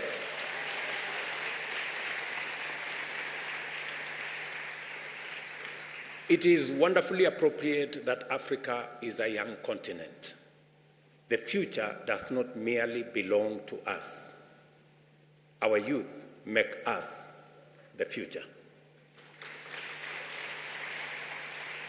Proceeding on the recognition that the reform of the multilateral financial architecture and the mobilization of adequate financial resources is necessary for progress in our journey into the future, we have challenged the international community to exercise a level of imagination in governance and climate action that is commensurate with the imperatives to overcome the immense existential challenges of our time. I am satisfied that we have done very well in our first Africa Climate Summit. I'm delighted that much progress has taken place here, proud that we gave your best and grateful for your steadfast support and commitment to our collective aspirations and unity.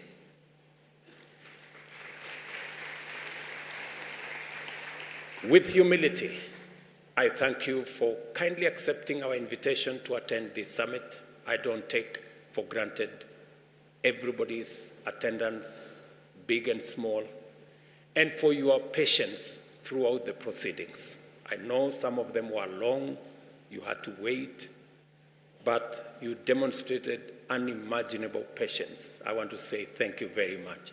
It was necessary. Your devotion to Africa's contribution to the transformation of global climate action is exemplary and admirable. I thank the Committee of African Heads of State on Climate Change for giving me the opportunity to champion this phase of our continent's journey to global leadership and in climate action and green industrialization. And I promise that I will do my very best. I also thank the African Union and the African Union Commission for their unstinting support for my leadership at the CAHOS and for this summit. Musa Faki and your team, Joseka and your team, thank you very much.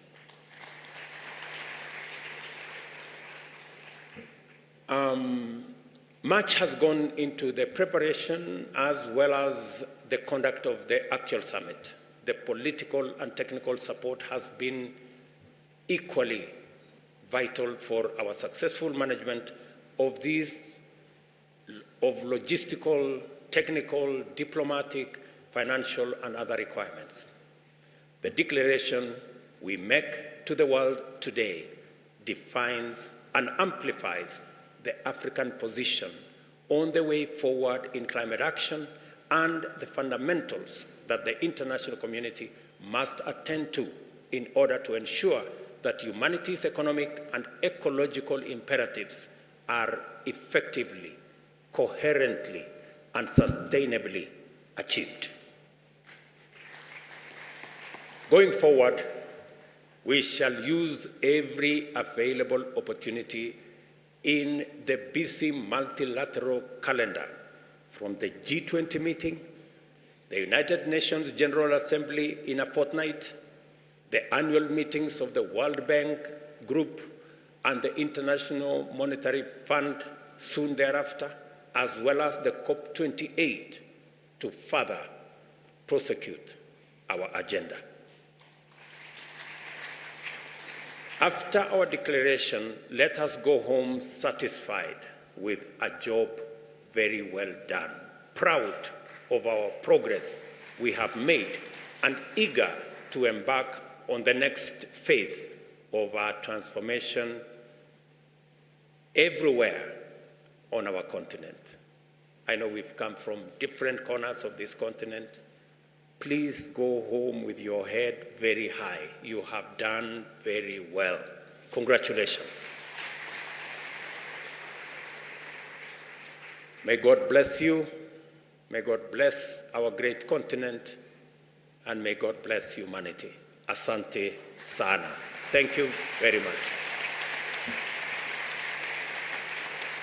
Maybe by conclusion, I gave you some lessons. Mambo? Okay, let's start. Jambo? Okay, let me do it again. When I say jambo, you say jambo. Hello, hello. Jambo? Good. When I say mambo, how are things? You say poa. You say things are cool. In fact, poa means cool. Okay, mambo? Mambo? One final lesson. How to say thank you. You say asante. You can add asante sana. Means thank you very much. Can we go? Asante? Very good. So at least you have some lessons from home. I told you this is home, right? So thank you very much. My very best wishes, and God bless you.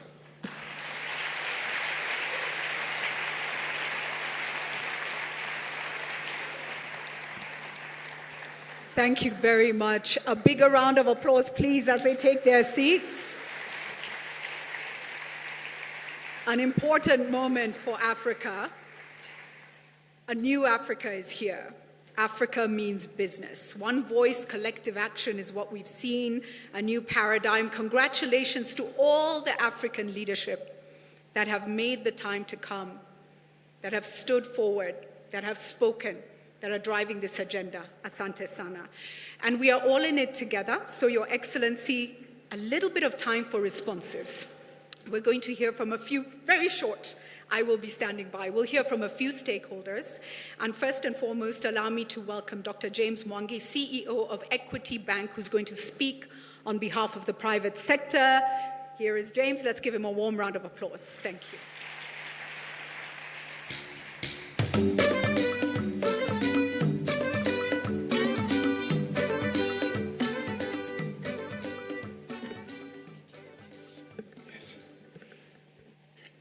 Your Excellencies, we, the private sector of Africa, take this opportunity offered by the African Climate Summit 2023 to affirm our commitment and support in recognition of what our governments have been able to achieve.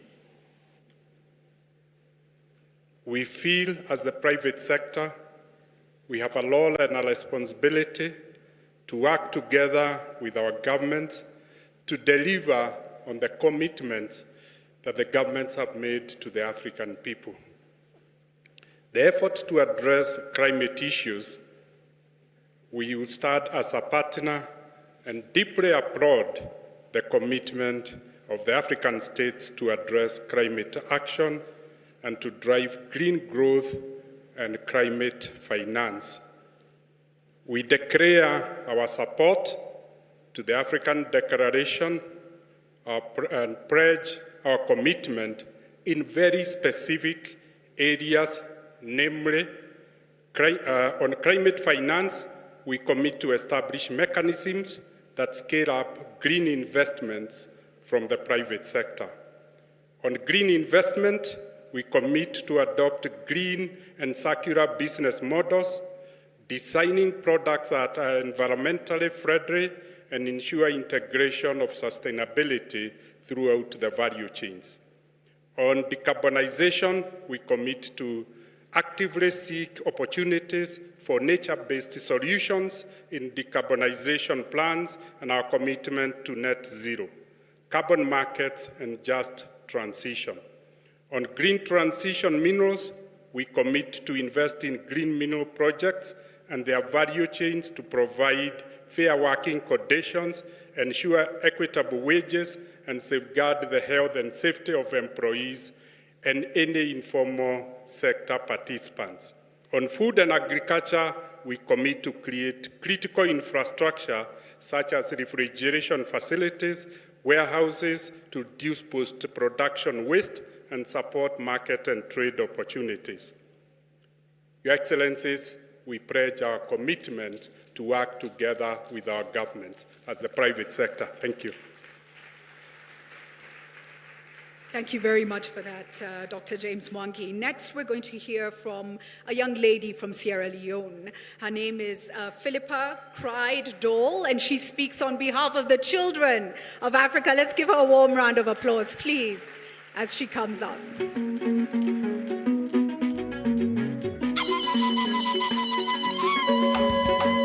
Hey, bana ba Kenya na mugeze mulembe. Mulembe lundi.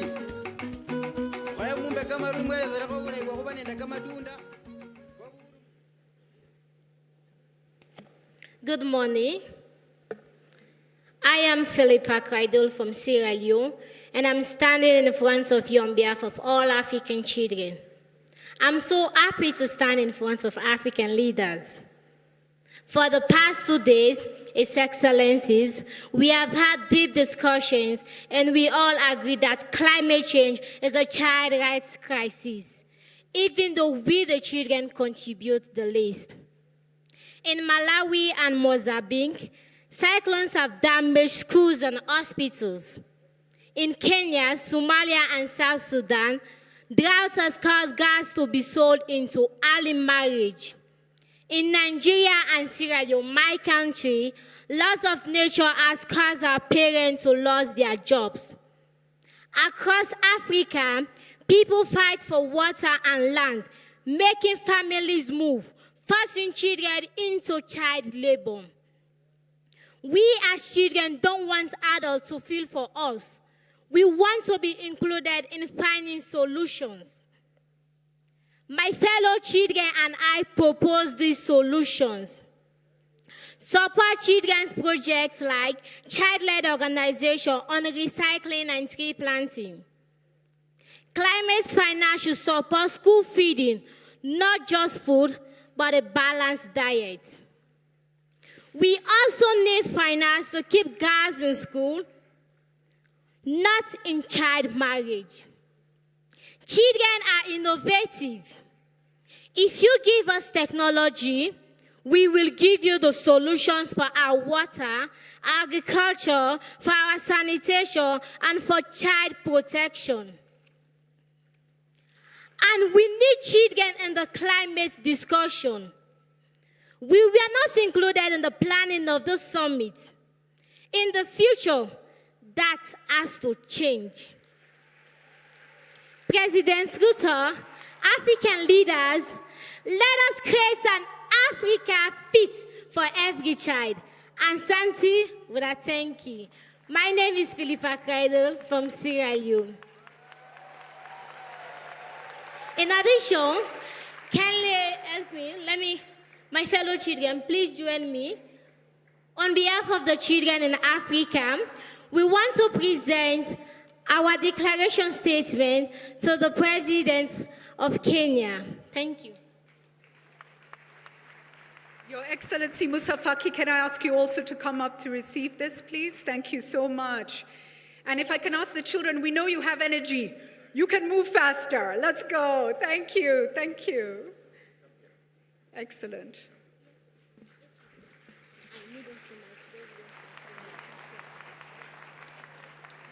Can I ask the President of Sierra Leone, please? Sir? Please, sir. The young lady is from Sierra Leone, so wonderful to have the President there with her. Thank you. And here you have it, the children of Africa presenting their declaration and making it clear they have the solutions for all the problems that face them. They are innovative, they're faster than us, and we need to give them that space. Thank you so much.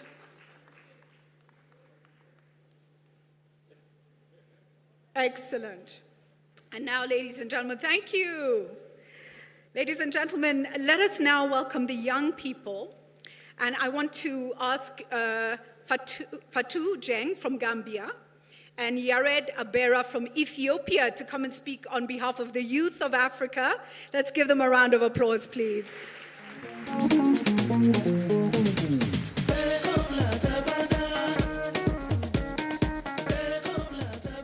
Excellencies, distinguished delegates, invited guests. My name is Fatou Jeng from the Gambia, and I'm joined by my colleague here, Mr. Yared Abela from Ethiopia. We are here speaking on behalf of African youth to not only share the urgency for climate action, but to share some of our key demands embedded in our declaration, which reflects our commitment as youth to be a part of the solution in shaping Africa's green growth agenda. Thank you so much, Mr. President, for recognizing the crucial role young people play in climate action. I think this is what we need from our leadership. However, as youth, we call upon the key stakeholders to recognize, promote, and invest in the decision of the Africa Youth Climate Assembly by establishing the Assembly as the principal forum for consolidating and meaningfully enhancing the coordination of youth engagement in climate governance across member states beyond the Africa Climate Summit. And we also urge the key stakeholders to support youth inclusion in advancing Africa's sustainable development goals and the Green Growth Agenda in official continental forums. We also would love to engage the African Union Commission's Youth Division and Department of Sustainable Environment and Blue Economy to integrate the Africa Youth Climate Assembly into their structures, and also aligning with Article 19 of the Africa Youth Charter on Sustainable Development and the protection of our environment.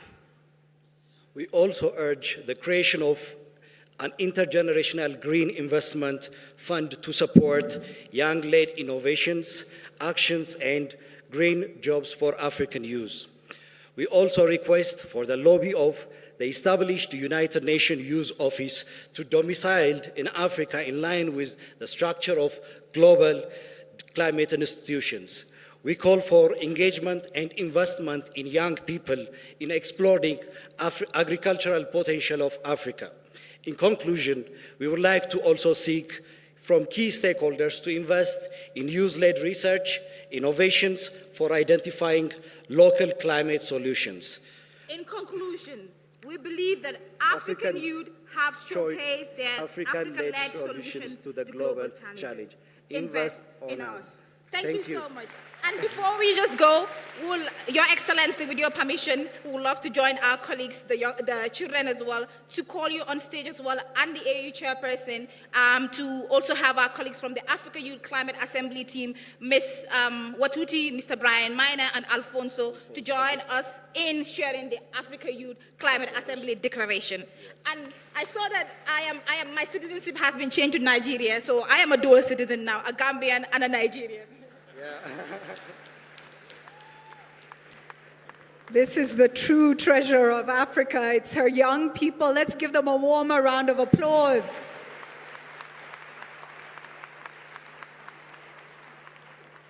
They are the bright light.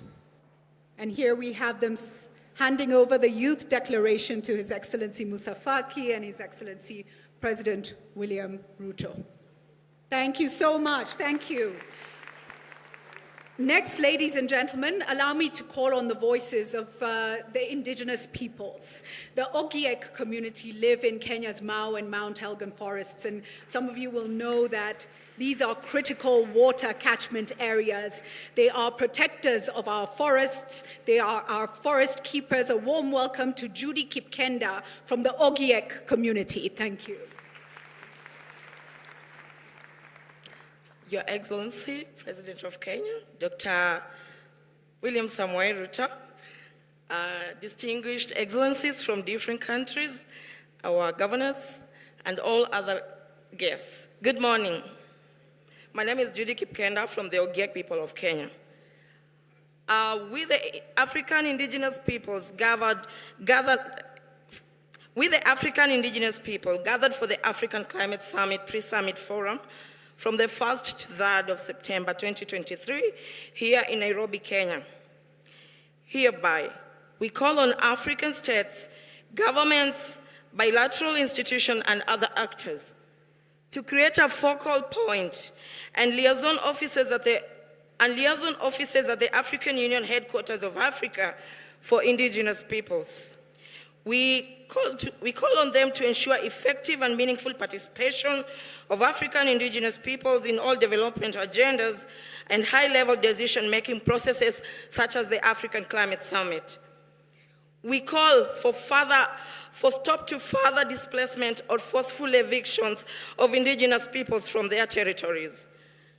We call on you to affirm effective safeguards and security of land tenure and natural resources to guarantee bare minimum application of free prior informed consent, principles on any investments or projects on indigenous peoples' lands and territories as enshrined in the United Declaration of Indigenous Peoples' Rights.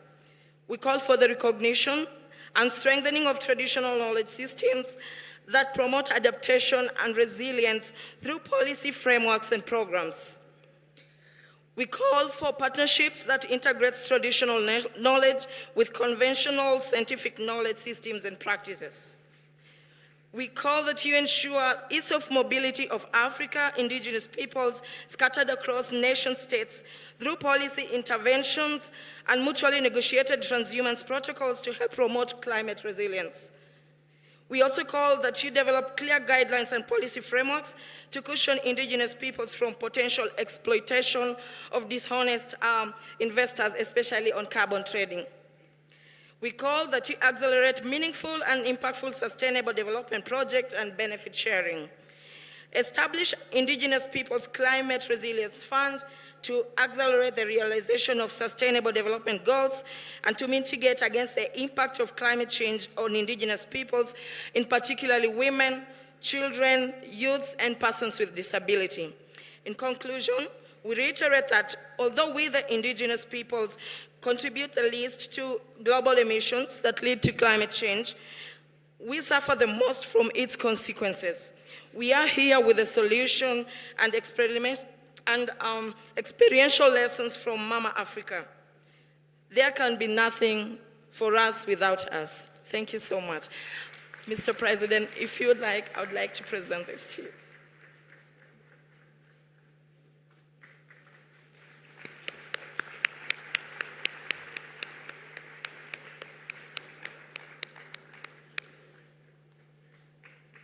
That's wonderful. Thank you so much for that extremely important response. A warm round of applause there as well. Thank you. We'd like to invite a response now on behalf of the ecumenical community and ask Reverend Dr. Lesmore to say a few words.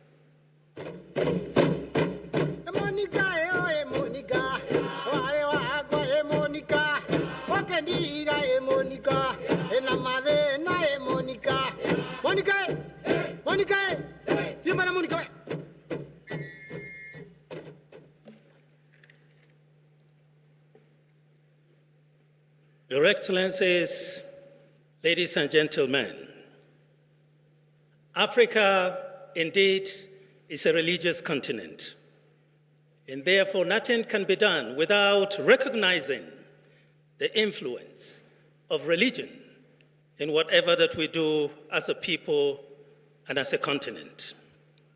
Incidentally, the Africa Climate Summit is taking place within the season of creation, where people of faith and good intentions are invited to pray and take action for our common home that is bleeding and groaning because of human actions driven by greed. We, as a people of faith, we recognize that matters of climate change are matters of life and death and cannot be commodified, cannot be objectified, and cannot be politicized. And we are driven by that. And that is how, as people of faith, we gather during this summit, reminding ourselves that the welfare of the earth is our welfare. Your Excellencies, ladies and gentlemen, the Nairobi Declaration for us, having reviewed it, is both bitter and sweet aspects, which presents fears and hopes of the future. We, as people of faith that are often the first respondents in crisis situations, including the ones that are caused by climate change, are wrestling with the question whether there is honesty and truthfulness in the entire process of negotiation. We are worried that the sweet part of the declaration, which is the call to action, will be subsumed by exigencies of time and many other aspects. Your Excellencies, as people of faith, we continue to pray and act rightly for the common good of all, while calling for greater transparency in climate finance management. It is greatly going to be beneficial if a mechanism like what was used during the Global Fund to combat HIV, malaria, and TB, the country coordinating mechanism is very important, and if we can institute that, all the stakeholders within a country will find space in climate financing that will lead to greater adaptation and resilience for our people. May God bless Africa, our home, and our future. I thank you. Mr. President, I also have a text of sermon for you.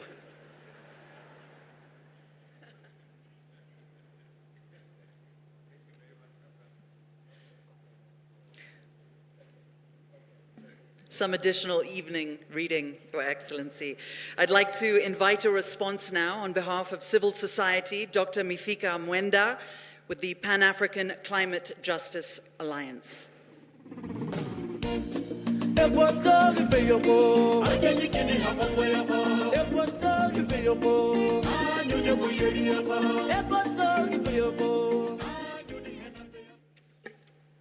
Dear Excellencies, distinguished delegates, ladies and gentlemen, all protocols observed. I'm honored once again to address this all-important summit.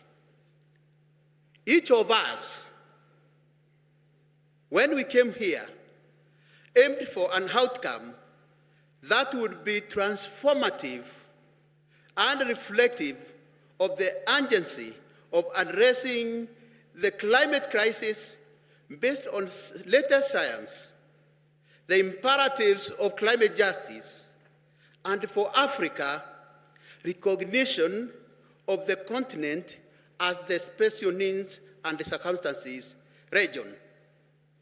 Throughout the 2 days, we have listened to our leaders and all key stakeholders. We have no doubt, listening to our leaders, that they understand the existential threats posed by the climate emergency, and in totality, hearing from them, we have some convergence on very critical issues.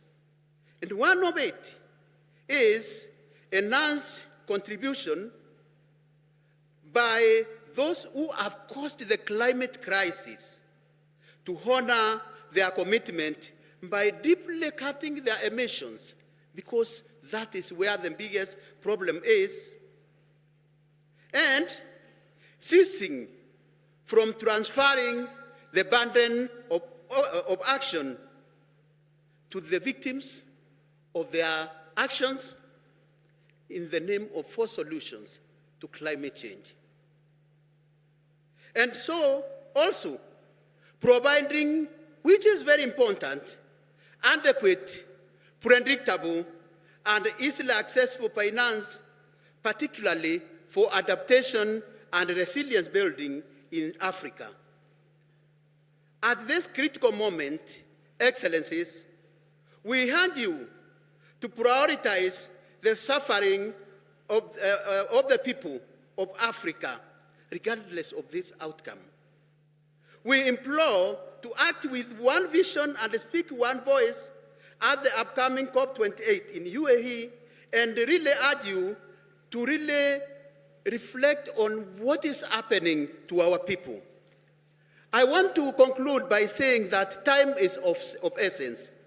The scientific evidence is compelling, the window of opportunity is closing, and the stakes are too high. We must act swiftly, together, for a sustainable, ecologically just, equitable future for Africa and the world. And Your Excellency, following the protocol of others, I would urge that I present also a text, though I know we are presented and submitted our document. Thank you, Your Excellency, for accepting to receive me.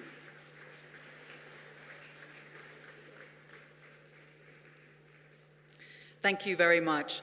I'd like to invite a response now on behalf of parliamentarians, the Honourable Charity Kathambi Chepkwony, Chair of the Parliamentary Caucus on Climate Change.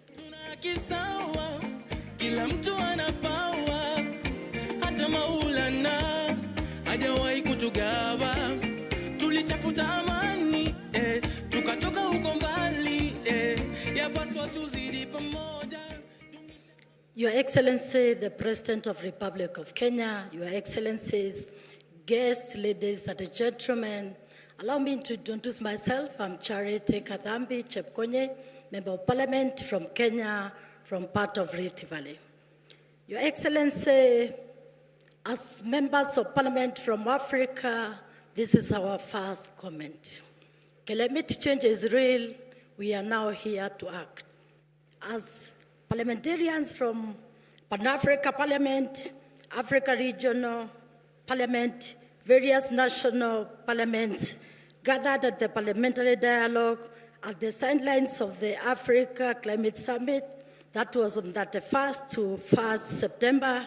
We sat, Your Excellency, and these are remarks of the legislators from Africa.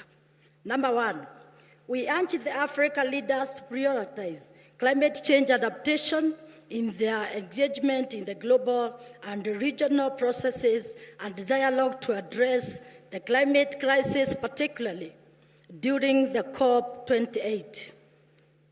Number two, we call for increased support and solidarity from international community, especially the developed countries, to provide adequate, predictable, and accessible financing, technology transfer, and the capacity building for Africa adaptation effort, in line with the Paris Agreement goal of mobilizing US dollars 100 billion annually by 2020.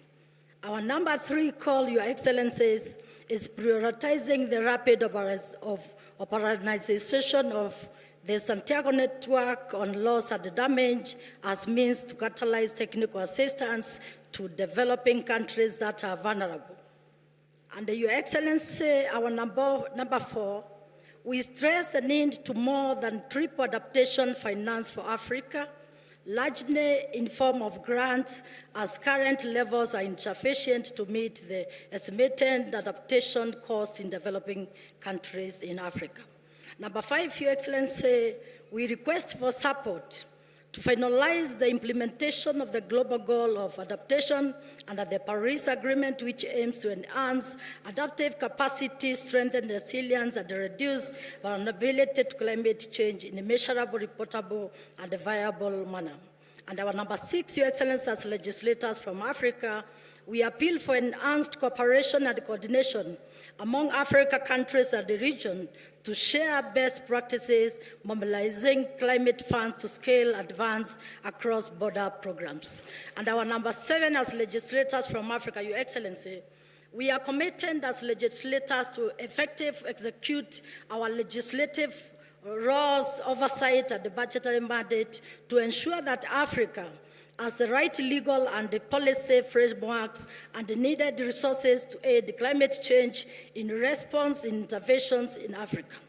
And our number 10, as legislators, Your Excellency, we are calling upon Africa Union member states to ensure that members of parliament are part of the national delegation in various national areas. And lastly, Your Excellency, we applaud you as the President of Kenya for having this Africa's Climate Summit, for also having time and coming to launch our Africa meeting, which we had with the legislators in South Africa. And Your Excellency, thank you so much as legislators. We appreciate for getting this platform where we get position to share our ideas, our challenges, and the best practices. And lastly, Your Excellency, it is also good in this forum I say that Kenya is the first country in Africa continent to have a Climate Change Act 2016. And lastly, Your Excellency, you have also managed to do the new Amendment Bill 2023 in inclusion of the carbon credit and the trading. Thank you, Your Excellency. Sir, allow me to submit what members of parliament have told me to submit to you. Thank you very much. Your Excellency, you're getting your steps in. But Musa Faki's getting away lightly with no extra homework. So it's been noted, Excellency. Now I'd like to invite a response from the World Meteorological Organization and ask Piteri Talas, the Secretary General of WMO, to make a few remarks.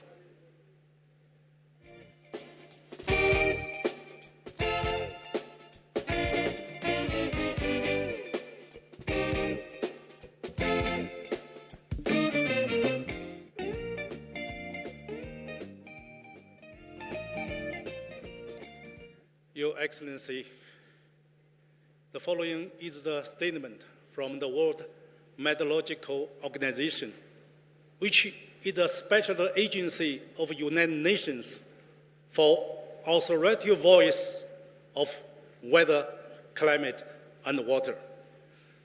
In light of the increasing impact of weather, climate, and water extremes over the African continent due to climate change. The most vulnerability of the continent and the need for the whole Africa to urgently adapt to the impacts of climate change. The World Meteorological Organization supports strongly the development of the Nairobi Declaration, and also strongly committed to supporting the development of capacities for the generation of sound and impact-based information services for climate change adaptation and mitigation.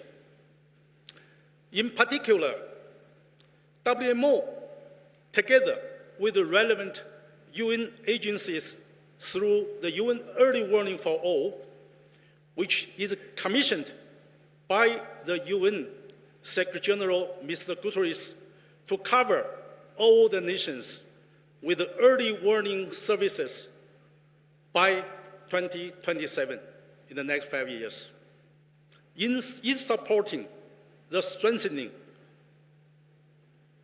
of capacities of all the nations to generate and utilize the early warning services. In response, WMO with the African Union Commission and other UN agencies have just launched at this summit in the past 2 days the African Regional Climate Statement and the African Regional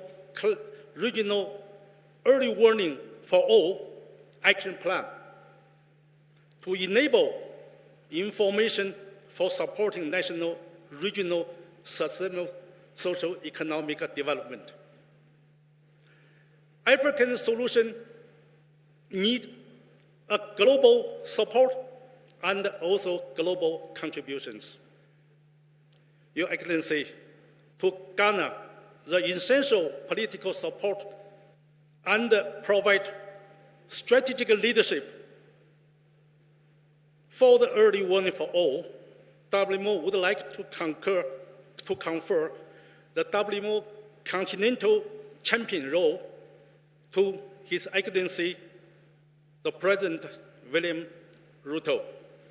And this is a great opportunity and also great honor. And I do believe this will provide the great support for the African climate solution. Thank you very much, Mr. President.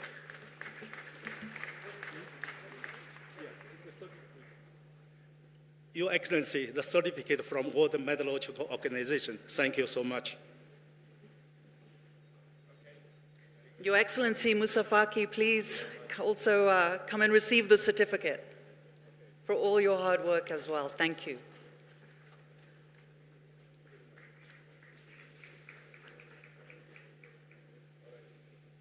Thank you so much. I'd like to now invite a ministerial response and ask the head of the delegation, His Excellency Mr. Kumaran Periasamy, the Additional Secretary of Economic Relations and Development Partnership, Ministry of External Affairs of the Government of India, to say a few words.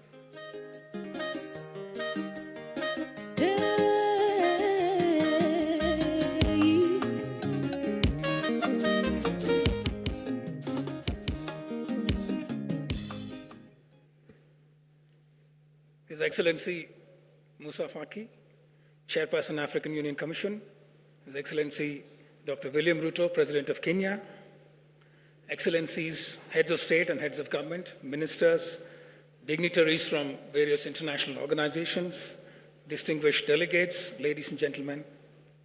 I'm honored to represent the Government of India at this historic Africa Climate Summit. The conversations over the past 2 days are an important reminder for all of us that the pathway to effective and enduring global climate action goes through Africa and with Africa.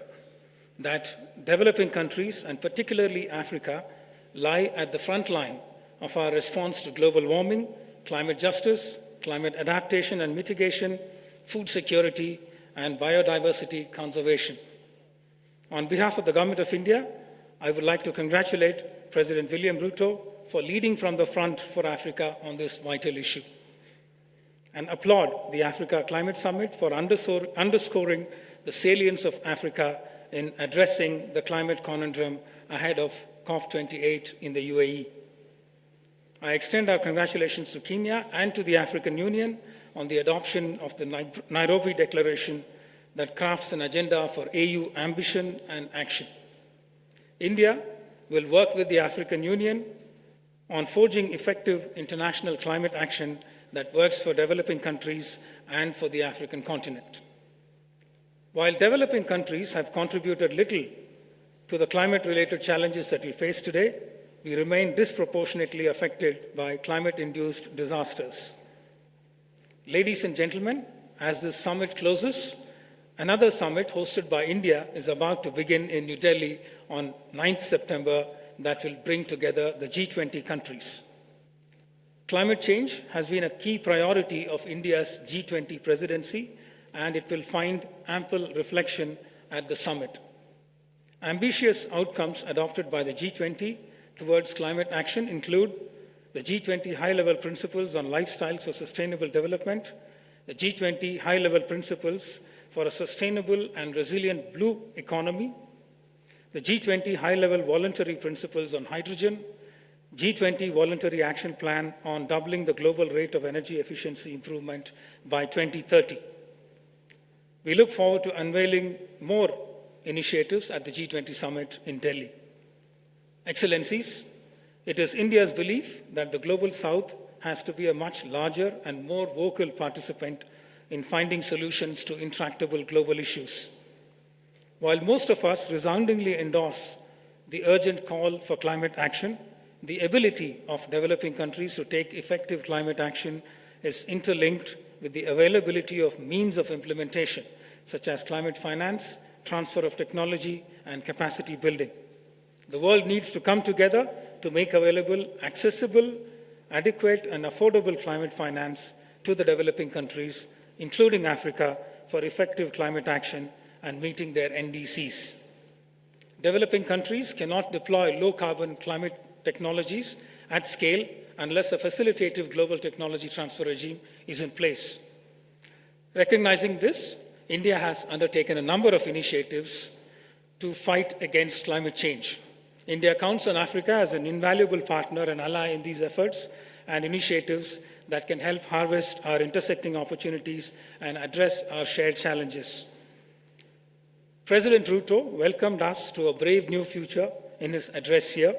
It is a vision of the future that resonates with us, a future that recognizes the interconnections that bind us, and a future where our potential as countries and as people have an opportunity to find their due expression. I close by saying you have India's steadfast partnership in this endeavor. Asante Nisana, thank you and namaskar.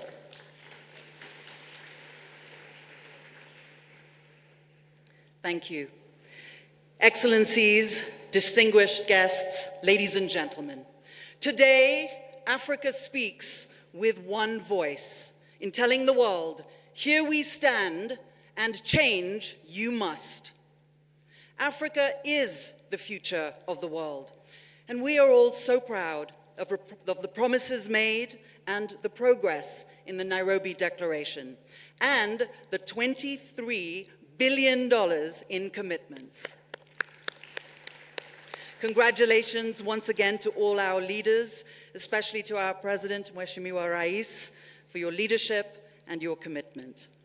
We now formally close the Africa Climate Summit, and we will, as you leave the room, play the especially commissioned summit song. So on behalf of all of Kenya, thank you so much, all of you, for coming here for this extremely important and critical conference at a critical juncture in the world today. Asante sana. I'll hand you over now to Mike Gitonga. Thank you, Zain. Mine is just to give you the exit protocols as we now proceed to the KICC courtyard for final remarks to all and sundry and to the stakeholders. So we'll kindly allow the excellencies to leave through the VVIP exit.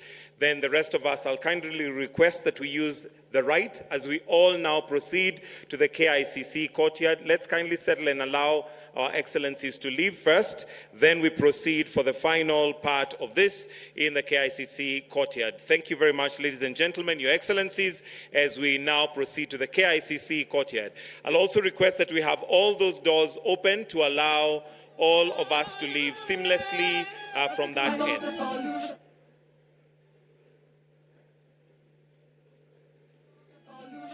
We are part of the solution. I am part of the solution. You are part of the solution. Africa, rise, rise, Pambazuka. Let us all rise, rise, Pambazuka. Africa, rise, rise, Pambazuka. PEMC. Let us all rise, rise, Pambazuka. We are part of the solution. I am part of the solution. We are part of the solution.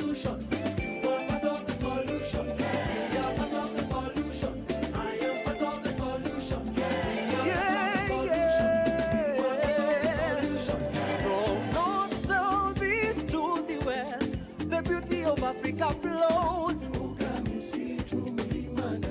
We have all it takes to change the climate story and show ourselves in all our splendor and glory. Yeah. Let's come together now to bring down all barriers for a greater tomorrow. So Africa,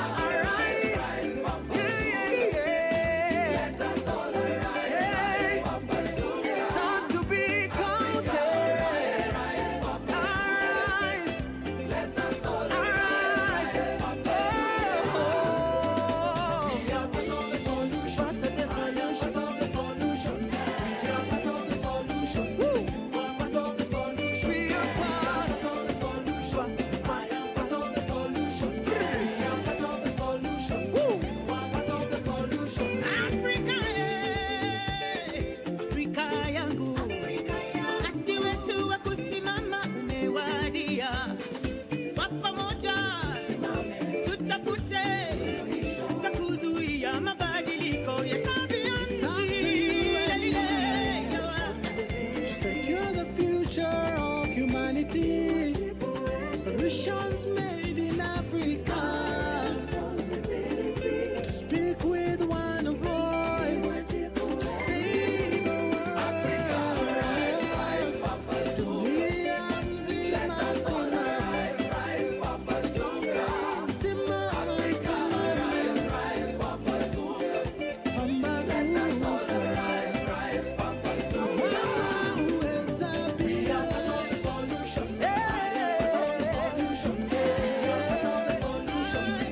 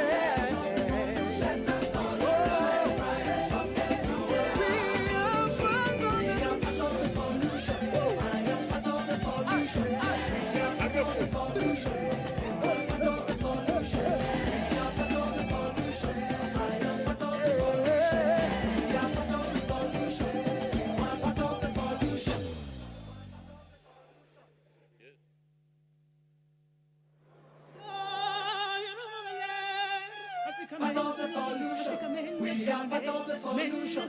I am part of the solution. You are part of the solution. Africa, rise, rise, Pambazuka. Let us all rise, rise, Pambazuka. Africa, rise, rise, Pambazuka. PPMC. Let us all rise, rise, Pambazuka. We are part of the solution. I am part of the solution. We are part of the solution. You are part of the solution. We are part of the solution. I am part of the solution. We are part of the solution. You are part of the solution. From north, south, east to the west, the beauty of Africa flows. We have all it takes to change the climate story and show ourselves in all our splendor and glory. Yeah. Let's come together now to bring down all barriers for a greater tomorrow. So Africa, arise. Let us all arise. Start to be counted. Arise. Let us all arise. We are part of the solution. Part of the solution. We are part of the solution. You are part of the solution. We are part of the solution. I am part of the solution. We are part of the solution. You are part of the solution. Africa, Afrika yangu. Wakati wetu wa kusimama umewadia. Kwa pamoja tutafute za kuzuia mabadiliko ya tabia nchi. To secure the future of humanity, solutions made in Africa. To speak with one voice, to save the world. Africa, rise, Pambazuka. Let us all rise, rise, Pambazuka. Africa, rise, rise, Pambazuka. Let us all rise, rise, Pambazuka. We are part of the solution. I am part of the solution. We are part of the solution. You are part of the solution. We are part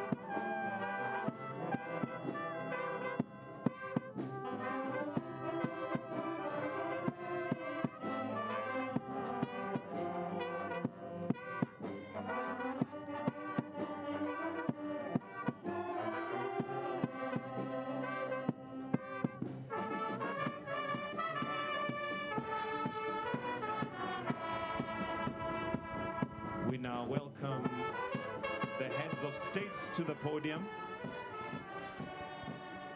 as we prepare to get to the climax of the summit. We'll start with the anthems.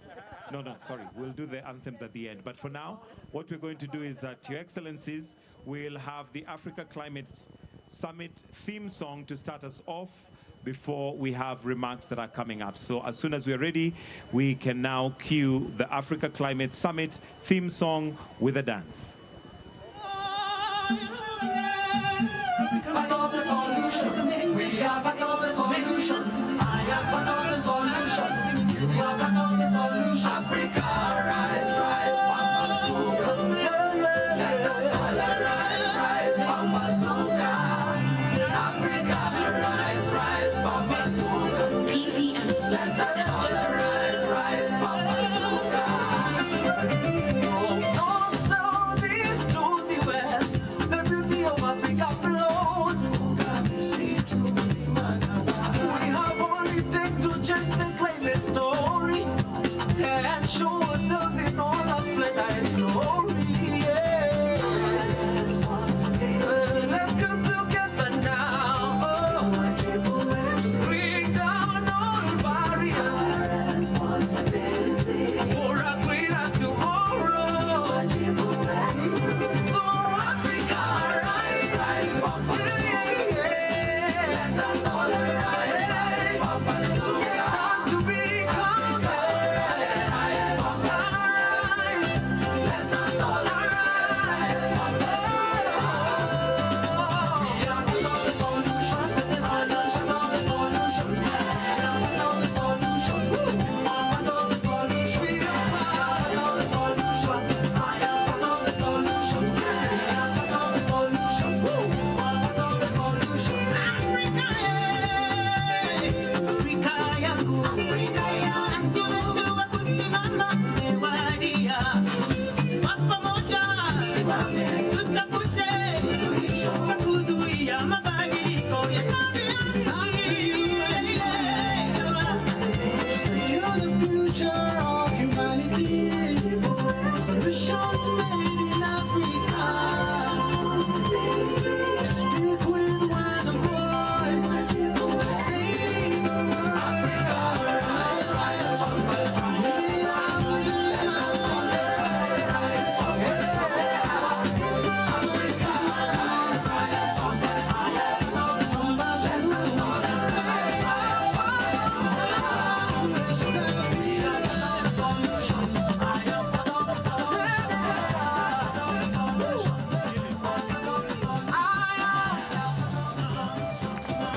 Thank you.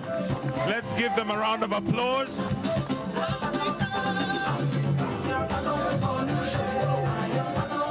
Thank you. Thank you, DJ. Thank you. Why don't we give them a round of applause for that wonderful production. And at this point, allow me to now invite His Excellency, the President of this great nation, the host President of the Africa Climate Summit, His Excellency, Dr. William Samoei Ruto. Let's put our hands together as we welcome him. Welcome, sir. Thank you. Thank you very much, ladies and gentlemen, Your Excellencies, heads of state and government, ministers present, distinguished participants, delegates, the people of the great city of Nairobi and Kenya, good afternoon. Hamjambo? Jambo? I'm not hearing it clearly. Jambo? This week, African leaders from government and the private sector, as well as academic, scientific, technological, philanthropic, and civil society sectors converged in Nairobi to confer, consult, deliberate, and formulate consensus on a clear, new, bold, innovative, transformational, and distinct African position on how the international community must engage with the undeniable climate emergency, that is threatening human well-being and life on our planet. The Africa Climate Summit is both a demonstration of the unwavering collective commitment of the people of Africa to their vision to make humanity's first home here in Africa a land of abundant potential, limitless opportunity, and the possibility of shared prosperity. It is also showcases our determination to mobilize a global coalition of emergency responders to ensure that the industrialization necessary to drive future economic transformation restores our planet's vitality and ecological balance. At the summit, our shared understanding became clear that Africa is not only the cradle of humanity, it is indeed the future, and that we are the last frontier of untapped potential in the form of hundreds of millions of young men and women who are educated, skilled, motivated, innovative, ready and willing to drive the enterprises and industries that will unlock the possibilities promised by our immense endowments of natural assets, mineral resources, and green energy potential in order to unleash opportunities and prosperity for Africa and the world on an unprecedented scale. At the summit, we also made it clear that we are aware of the unjust configuration of multilateral institutional frameworks that perpetually place African nations on the back foot through costly financing, which plunge our economies into debt trap and deny them resources needed to mitigate and adapt in response to climate change, invest in energy transition, and facilitate industrialization to create jobs and wealth, and to reduce inequality. As a continent, we have developed our common position, which encapsulates our ambition for socio-economic transformation and our climate action agenda. This position is anchored on the potential that Africa holds to decarbonize the global economy and set the stage for green industrialization throughout the world. We demand a fair playing ground for our countries to access the investment needed to unlock the potential and translate it into opportunities. We further demand a just multilateral development finance architecture to liberate our economies from odious debt and onerous barriers to necessary financial resources. We are clear in our minds and hearts that the international community must walk with us in this journey into a future of prosperity and security in an ecologically balanced, thriving planet. We are therefore determined to have difficult conversations, take hard decisions, and make uncomfortable changes to set international consensus on an Afrocentric and globally inclusive path into an African future. On a continent as young as Africa, it is impossible to imagine the future without the youth. Our young men and women in every African country are the primary stakeholders who will define and drive our agenda for green transformation and sustainable opportunities. Our message will not be clear if the voice of the youth is missing. Our efforts to achieve prosperity will not succeed if there are no opportunities for the youth. And our journey will be long and hard and in vain if the youth are not coming with us. Let the declaration of our commitment to act in unison and deliver our aspirations go forth in the firm, clear voice of a united Africa from Nairobi today, and tell the world about Africa's youth potential opportunity, and its capacity to actualize a world of possibility. We understand that possibility, opportunity, potential, and youth all point to the future.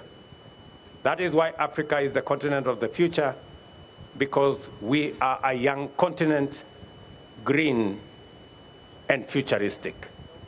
Thank you very much. May God bless you, and may God bless Africa.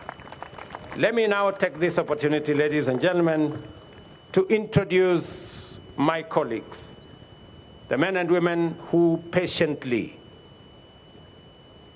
have waited for this final moment for us to endorse the Nairobi Declaration that sets the path for not just Africa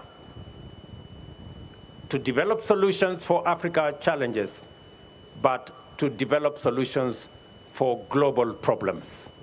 We are very confident that going into the future, starting from Nairobi to New York to UAE, our message will be clear, our message will be forthright, and our message will be firm. Let me introduce my good brother, the Africa Union Commission Chairman, Musa Faki.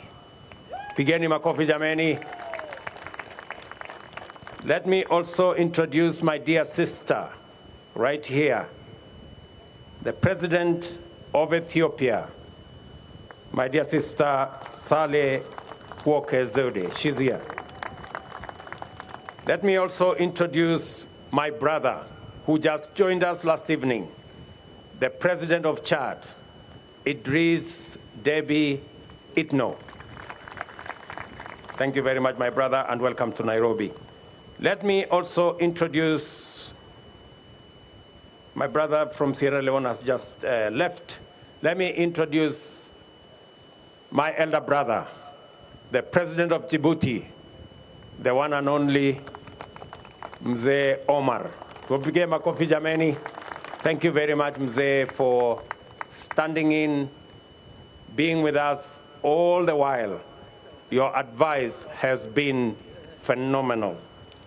Let me also introduce the old man in a hat, the President of South Sudan,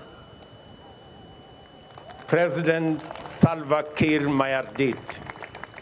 Thank you very much, Mzee. I know you have taken time with your advice, patiently nudging us on until the final full stop was put in the declaration. Asante sana.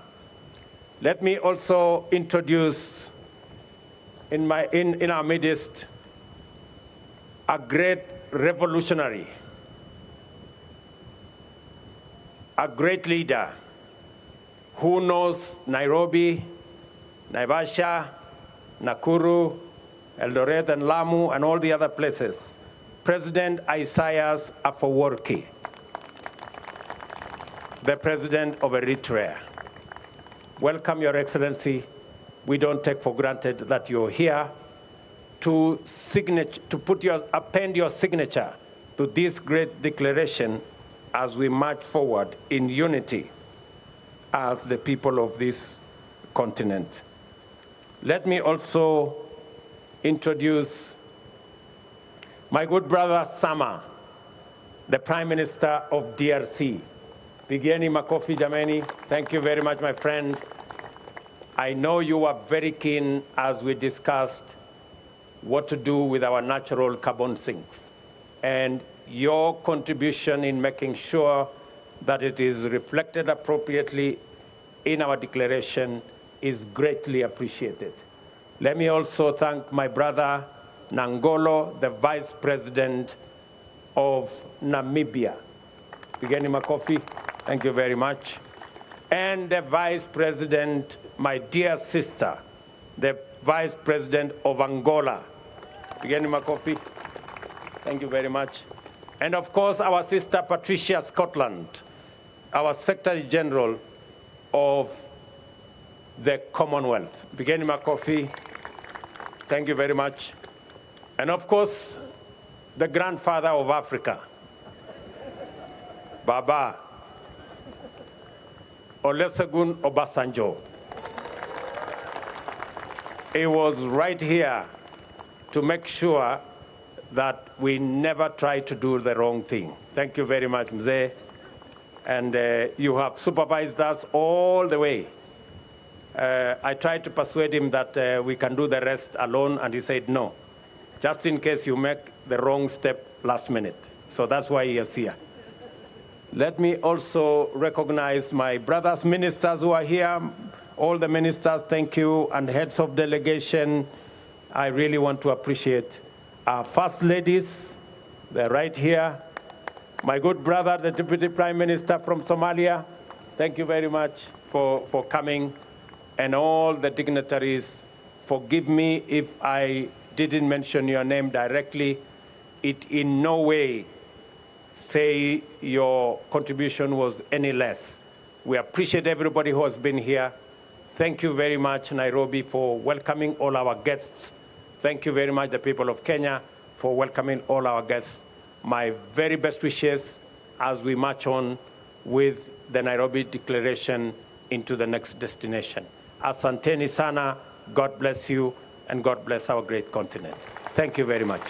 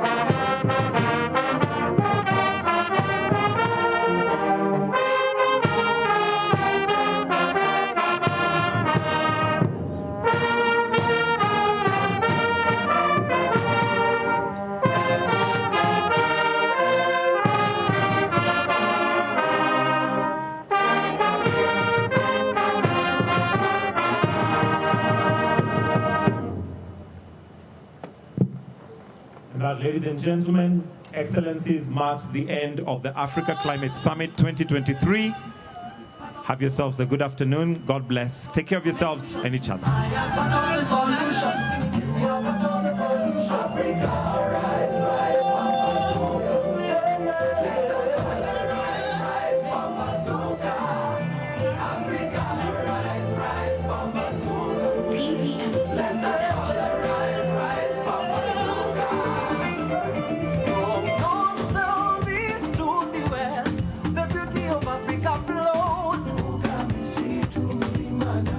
We have all it takes to change the climate story.